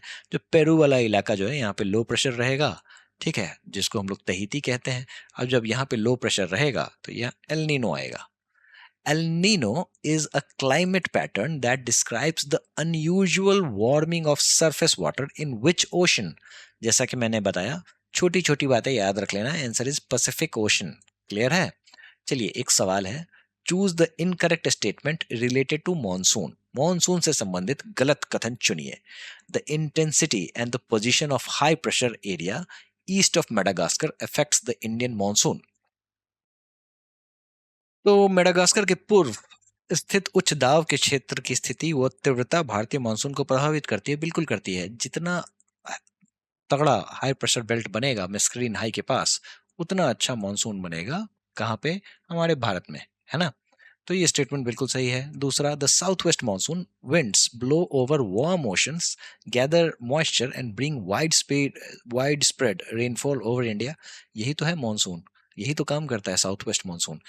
आपको ये पेनिनसुलर इंडिया है, यहाँ से ये नमी लेकर आता है और हमारे यहाँ बारिश करता है, यही तो कहानी है। The difference in the pressure over the Tahiti and the Darwin is use to predict monsoon intensity. बिल्कुल सही बात है। तहीती और डार्विन, है ना, डार्विन माइनस तहीती, इसी से पता करते हैं जो हमारे यहाँ मॉनसून की इंटेंसिटी क्या होगी। क्यों? क्योंकि जब एल नीनो आता है तो फिर उसका प्रभाव हमारे मॉनसून पे भी पड़ता है। ठीक है, वो ये बताता है जो हमारा हाई प्रेशर जो है वो कितना स्ट्रांग रहेगा या फिर वीक पड़ जाएगा। विंड ट्रेड विंड अगर कमजोर हुआ तो फिर खत्म है कहानी, है ना। The western cyclonic disturbance occur due to the retreat of monsoon. गलत बात है। वेस्टर्न साइक्लोनिक डिस्टर्बेंस जो है ना, वेस्टर्न डिस्टर्बेंस, ये हमारे यहाँ कुछ, इससे कुछ लेना देना नहीं है। ये तो हमारे यहाँ jet stream, westerly jet stream के द्वारा लाया जाता है। और ये जो डिस्टर्बेंस है वो हमारे यहाँ नहीं होता, ये मेडिटेरेनियन सी में होता है ना। तो इस तरीके से ये बाहर हमारे यहाँ लाया जाता है बाहर से। ठीक है, तो ये स्टेटमेंट जो है वो गलत है, यानी कि D will be the right answer. देख लो दोस्तों, ऐसे सवाल पूछे जाते हैं। इंडियन ओशन डाइपोल, ये भी एक इंपॉर्टेंट कॉन्सेप्ट है, समझ लेते हैं। छोटा सा कॉन्सेप्ट है, समझना होगा आपको। जो एल नीनो होता है ना, ठीक है, सेम इंडियन ओशन डाइपोल जो होता है वो हमारे लिए एल नीनो का काम करता है। कहने का मतलब इसको इंडियन ओशन डाइपोल को हम लोग इंडियन नीनो भी कहते हैं। इंडियन नीनो काम क्या करता है ये? तो देखो ये है हमारा प्यारा भारत, ये है आपका मेडागास्कर वाला रीजन, है ना? और अगर यहाँ पे पानी गर्म रहेगा, ठीक है, अगर वाटर अगर गर्म रहेगा तो फिर क्या होगा? हाई प्रेशर है अच्छा खासा, ठीक है, पानी गर्म है तो फिर यहाँ से मॉइस्चर अच्छा खासा उठाया जाएगा। और जब मॉइस्चर अच्छा खासा उठाया जाएगा तो फिर ये अच्छा खासा डिपॉजिट भी होगा हमारे यहाँ और अच्छी खासी बारिश होगी। इसी को हम लोग पॉजिटिव आईओडी कहते हैं, ठीक है। आ जाओ ठीक बगल में, देखो ये जो एरिया है ना, ये स्ट्रेट ऑफ मलक्का है, ये बगल में इंडोनेशिया वगैरह का इलाका है। यहाँ पे अगर गर्मी पड़ गई और यहाँ पे अगर ठंडी पड़ गई तो फिर कहानी हो जाएगी गड़बड़। क्यों कहानी गड़बड़ हो जाएगी? क्योंकि अगर यहाँ पे पानी ठंडा हो गया आपको मेडागास्कर के पास, ठीक है, तो ये निगेटिव आईओडी माना जाएगा। यहाँ पे जो हवाएं बहेंगी वो थोड़ी सी ड्राई रहेंगी, वो पानी कैरी नहीं करेंगी, ठीक है, और ये पूरे का पूरे हमारे मॉनसून को भी कमजोर कर देगा। अब इंडियन ओशन डाइपोल का फायदा है, बिल्कुल फायदा है। ये क्या फायदा है? तो देखो इंडियन ओशन डाइपोल का फायदा ये है, जो मान लो कभी भी एल नीनो आ गया और एल नीनो का दुष्प्रभाव हमारे भारत पे पड़ रहा होता है, उसी समय में अगर इंडियन ओशन डाइपोल हमारे फेवर में आ गया, यानी कि पॉजिटिव आईओडी के कारण आ गया, तो फिर चीजें सुधर जाती हैं। लेकिन अगर एल नीनो भी आ गया और नेगेटिव आईओडी आ गया तो फिर क्या कहें? मतलब तबाही तबाही, मतलब दिक्कत हो जाएगी। समझ में? तो यही है इंडियन ओशन डाइपोल। डाइपोल का मतलब दो पोल, एक पोल है आपका मेडागास्कर की तरफ, दूसरा है इंडोनेशिया की तरफ। यही है, इसी के बीच में जहां भी लो प्रेशर और हाई प्रेशर बनता है उसी की बात हो रही है। प्रेशर की बात नहीं करेंगे, यहाँ पे पानी की बात हो रही है। हाई प्रेशर तो आपका इधर ही रहेगा, मेडागास्कर की तरफ रहेगा। पानी किधर गर्म है, वार्म किधर है और किधर ठंडा है, यही आपको इंडियन ओशन डाइपोल को डिसाइड करेगा। चलिए दोस्तों, एक न्यूज़ आया था, न्यूज़ में एक कह रहा था जो how the Madden Julian oscillation helped trigger the early onset of monsoon. ठीक है, यानी कि जो मॉनसून हमारे यहाँ 1 जून को एंटर मारता है, कभी कभी उसको भी ये मैडन जूलियन ऑक्सीलेशन जो है ना वो ट्रिगर कर देता है, मतलब पहले ट्रिगर कर देता है, पहले आ जाता है। और ये मैडन जूलियन ऑक्सीलेशन होता क्या है वो समझ लेते हैं। सिंपल सी बात है, मैडन जूलियन ऑक्सीलेशन जो है ना, ये समझ लो, ये जो आप देख रहे हो ना हवा की पट्टी, क्या दिख रहा है आपको? देखो यहाँ पे हवाएं ऊपर उठ रही हैं, ऊपर आने का नीचे गिर रही हैं, ठीक है, यही चीज है, ठीक है। अब ये समझ जाओ, ये एक तरीके का बेल्ट है, कन्वेयर बेल्ट है, जो हमेशा मूव करता रहता है, मूव करता रहता है। देखो ये ऑस्ट्रेलिया है, यहाँ पे भारत है, तो भारत के पास आ गया। भारत के पास आ जाने के कारण मैडन जूलियन ऑक्सीलेशन जो है, ठीक है, ये हमारे मानसून को बूस्ट कर देगा और पहले ही लेकर आ जाएगा, मानसून हमारे यहाँ आ जाएगा। तो जिस तरीके से एल नीनो, यानी कि एल नीनो सदर्न ऑक्सीलेशन, ये एक स्टेशनरी बॉडी है, ठीक है, एनजो जो एक स्टेशनरी बॉडी है, इंडियन ओशन डाइपोल ये एक स्टेशनरी थिंग है, बॉडी तो नहीं कह सकते, मतलब जो एक चीजें हो रही हैं जो हो रही हैं। ये जो मैडन जूलियन ऑक्सीलेशन है ना, ये मूव करता हुआ रहता है हमेशा, इस तरीके से मूव करता हुआ रहेगा। क्या है? तो ये moving band of rain clouds, मतलब कहाँ बारिश करवानी है भाई साहब, मैडन जूलियन को ऑर्डर दीजिए, आगे कर देंगे। किधर मूवमेंट होता है? तो ईस्टवर्ड मूवमेंट होता है, ये भी इंपॉर्टेंट है, ये आपको समझना होगा। तो इस तरीके से ये मूव कर रहा होता है। तो आपने ये चीज तो समझ रखा है, ये चक्र तो समझ रखा है, जो देखो ऐसा है, जो लो प्रेशर क्रिएट होगा, हवाएं ऊपर उठेंगी, ऊपर होके ठंडी उठेंगी, है ना, और यहाँ पे बादल बनाएंगे जो रेन बियरिंग क्लाउड्स होते हैं, ठीक है। तो ये तो है इसका एक पार्ट। दूसरा पार्ट क्या है? तो यहाँ पे हवाएं नीचे उतर रही हैं, तो कभी कभी क्या होता है ना, जो भारत इस चक्र में फंस जाता है, ठीक है। तो यानी कि जो भी मानसून होता है वो तबाह हो जाता है। क्यों? क्योंकि वहां पे मैडन जूलियन ऑक्सीलेशन का ये वाला फेज घूम रहा होता है, ना कि ये वाला। अगर ये वाला फेज मिल गया तो भाई जम के बारिश होगी, ये वाला अगर फेज आ गया तो भाई दिक्कत है।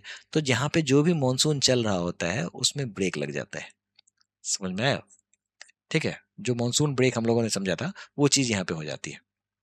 दोस्तों बात कर लेते हैं हमारे भारत में रेनफॉल का डिस्ट्रीब्यूशन कैसे होता है। इस मैप को देख लो, जैसा कि मैंने आपको बताया ये एनसीईआरटी का मैप है, इसी से सवाल ज़्यादा पूछे जाते हैं। तो देखो ये वेस्टर्न घाट का एरिया है, यहाँ पे मानसून एंटर करता है तो अच्छी खासा बारिश होती है यहाँ पे, तो अब 400। इसके अलावा बे ऑफ बंगाल जो है का जो ब्रांच है वो यहाँ पे बारिश करता है, और आपको मेघालय वगैरह इलाका में जम के बारिश होती है तो अब 400।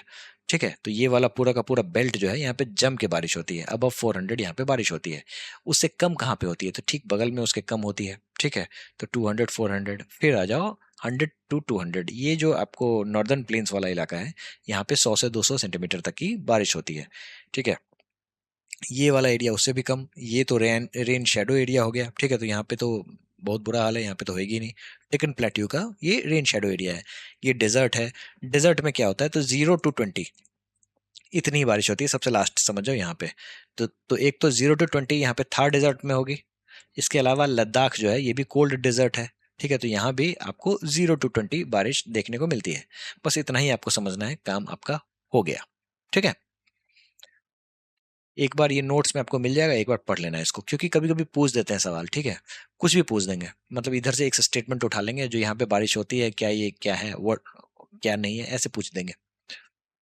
चलिए, टेम्परेचर और रेनफॉल का वेरिएशन समझ लेते हैं, एक ही टेबल में समझा दूंगा, बस बात खत्म। डाइअर्नल टेम्परेचर रेंज DTR, ये क्या होता है, तो डाइअर्नल यानी कि डाई मतलब 24 आवर के पीरियड में क्या टेम्परेचर का वेरिएशन आया, इसी को हम लोग डाइअर्नल टेम्परेचर रेंज कहते हैं।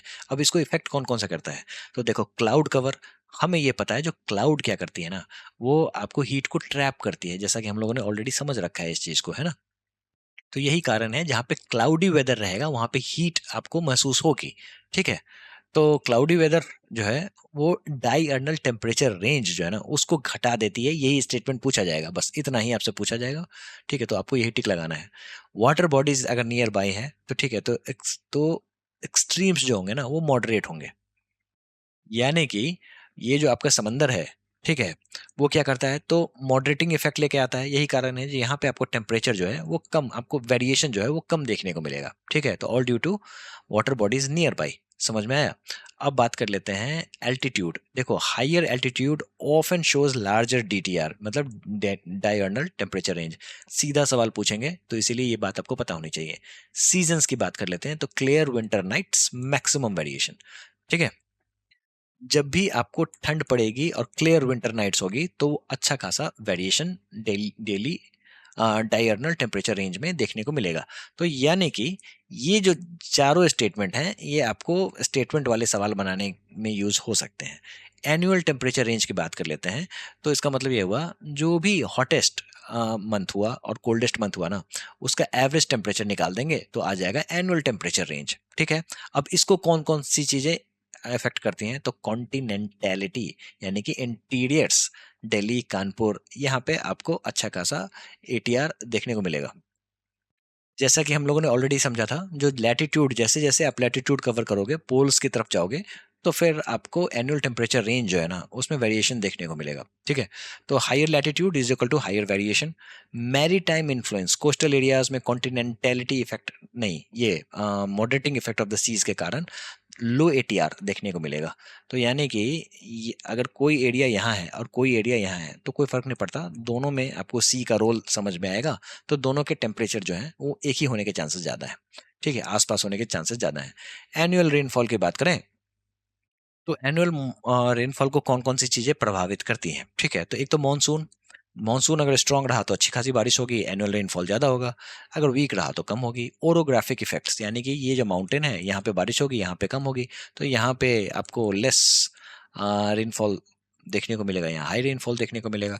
मॉइस्चर सोर्सेस का डिस्टेंस कितनी दूर है ये भी मैटर करता है। तो यही कारण है जो आपको जो भी रेन आती है ना मानसून वाली, ठीक है, तो जैसे जैसे ये लैंड पे एंटर करेंगे तो वे कमजोर होती चली जाएंगी, इनका जो ड्यूरेशन है वो भी कम हो जाएगा।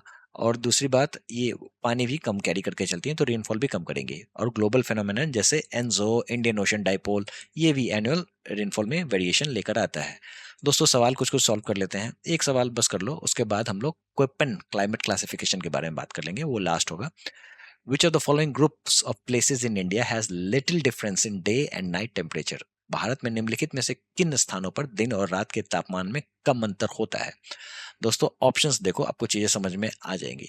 तो right answer is Chennai and Thiruvananthapuram. कारण क्या है, तो जैसा कि मैंने आपको बताया, जो ये है आपका चेन्नई और ये है आपका तिरुवनंतपुरम, दोनों कोस्ट के नजदीक होने के कारण, जो ये जो हम लोगों ने समझा है ना, जो मैरी टाइम इन्फ्लुएंस होता है, ठीक है, तो ये चीज़ यहाँ पे काम करेगी और यही कारण है जो चेन्नई और तिरुवनंतपुरम में आपको बहुत ही कम डे और नाइट टेम्परेचर में अंतर देखने को मिलेगा। वैसे तो मैंने यहाँ पे एग्जांपल लिया है एनुअल टेम्परेचर रेंज का, पूछा जा रहा है डायर्नल टेम्परेचर रेंज का डिफरेंस, ठीक है। तो right answer will B water bodies near by, यानी कि चेन्नई एंड तिरुवनंतपुरम। क्लियर है? जयपुर एंड जैसलमेर, भोपाल एंड इंदौर, जम्मू कश्मीर, यहाँ पे अच्छा खासा डिफरेंस देखने को मिलता है। कारण क्या है? तो जम्मू एंड कश्मीर, जम्मू जो है वो थोड़ा सा प्लेन इलाका है, कश्मीर थोड़ा सा वैली वाला इलाका है, तो यहाँ पे टेम्परेचर डिफरेंस देखने को मिलेगा, ठीक है। तो इसी तरीके से चेन्नई और तिरुवनंतपुरम जो है ना, वो दोनों का दोनों कोस्टल एरियाज हैं। चलिए क्वेपन क्लाइमेट क्लासिफिकेशन की बात कर लें, जो 1884 में दिया गया था क्वेपन के द्वारा। क्वेपन ने क्या किया था? देखो, इस चीज को मैंने पूरी तरीके से क्लाइमेटोलॉजी वाले लेक्चर में पढ़ा रखा है, बस मैं आपको बता दूंगा जो चीजें आपको करनी क्या है। तो देखो, क्वेपन ने क्या किया है, क्लाइमेट को क्लासिफाई किया है, ठीक है। और ये पहला ऐसा बंदा था जिसने इम्पेरिकल सिस्टम डेवलप किया था, जिसपे पूरे वर्ल्ड के क्लाइमेट के को डिफाइन किया जा सकता है थ्रू कोडिंग। और जब इसने कोड बना दिया तो वो हमारे लिए सरदर्द हो गया, क्योंकि कॉम्पिटेटिव एग्जाम्स में से सवाल पूछे जाते हैं, ठीक है। तो इसके जो कोड होंगे ना, जैसे मान लो CWG, तो हमारे यहाँ जो भी गंगा प्लेन्स हैं वहां पे CWG आपको देखने को मिलेगा। तो 3 तरीके के कोड हैं, CWG। तो सी क्या है? तो यानी कि सी जो है ना, ये मेन क्लाइमेटिक ग्रुप को बताता है, ठीक है। फिर उसके बाद आता है डब्लू। डब्लू का मतलब ये है जो यहाँ पे प्रेसिपिटेशन किस तरीके का हो रहा है। और जी का मतलब यहाँ जो टेम्परेचर का पैटर्न क्या है। इसी के बेसिस पे इन्होंने ये सारी चीजें क्लासिफाई करके दे दी हैं।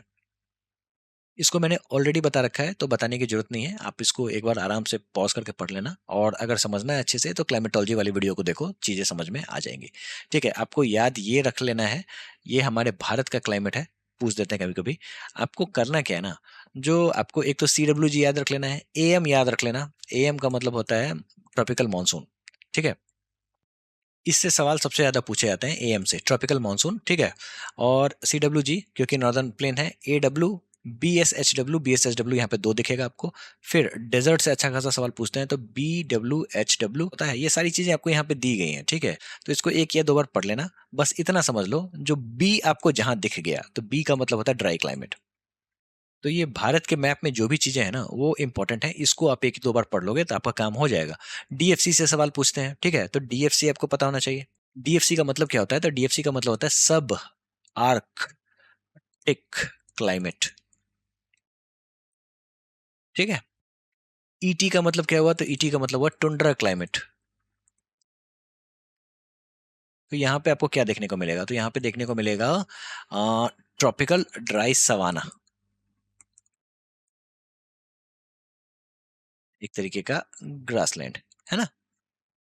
CWG का मतलब क्या है? तो CWG का मतलब है मॉनसून इन्फ्लुएंस्ड ह्यूमिड सब ट्रॉपिकल, ठीक है। और AW का मतलब क्या है? तो ट्रॉपिकल सवाना। ये सारी की सारी चीजें आपको यहाँ पे लिस्ट में मिल जाएंगी, एक बार पढ़ लेना एग्जामिनेशन से पहले, आपका काम हो जाएगा, ठीक है। इससे आसान सवाल भी आते हैं, टफ सवाल भी आते हैं। देखो, इस बार 2025 में सवाल पूछा था, जो in which region of India is the BWHW type of climate found, कहाँ पे ये देखने को मिलता है? Right answer is Rajasthan. बहुत बार सवाल पूछा गया है ये चीज, ठीक है। It's a very common thing. BWHW का मतलब क्या है? बी का मतलब जैसा कि मैंने ऑलरेडी बताया था, जो ड्राई, ठीक है। तो आप इसी से आप ट्रिक लगा दोगे, एक ही बार अगर आपने बी याद कर लिया तो उसी से काम आपका हो जाना है। इसके अलावा डब्लू, डब्लू का मतलब ही होता है डेजर्ट, डेजर्ट वाला रीजन, ठीक है। बड़ा वाला डब्लू है, छोटा वाला नहीं। देखो, ये बड़ा वाला डब्लू है, छोटा वाला डब्लू नहीं है। और एच, एच का मतलब हॉट। और छोटा डब्लू का मतलब होता है ड्राई विंटर। इतना याद रखने की जरूरत भी नहीं है, बस आप इतना याद रख लेना, जो यहाँ पे BWHW है, जो भी एक्सट्रीम्स आपको दिख गया ना, एक्सट्रीम टुंड्रा, BWHW, ठीक है, ये सारे याद कर लेना। BSHW ये क्या है ना, जो BSW है आपको, ये रेन शेडो एरिया अभी हम लोगों ने पढ़ा था ना, तो इसको याद रखना पड़ेगा आपको। BSHW क्या है? तो semi arid climate with dry winters, है ना, HW। यहाँ भी HW, है ना। एक या दो बार पढ़ोगे याद हो जाएगा। और मैं सवालों में प्रैक्टिस जरूर करा दूंगा आपको ये सारी चीजें। चलिए, according to the Koeppen climate classification system, AM, AM तो याद ही कर लेना भाई, ठीक है। AM का मतलब क्या है? A for tropical, M for monsoon, tropical monsoon, ठीक है। तो right answer is tropical monsoon climate, ठीक है। तो इसी के साथ ये लेक्चर होता है खत्म। ये हम लोगों ने फिनिश कर लिया है, और आप क्लाइमेटोलॉजी और इस दोनों को एक साथ रिवाइज करना, ठीक है, इंडियन क्लाइमेट को, तब आपको चीजें और भी आसानी से समझ में आएंगी। Thank you.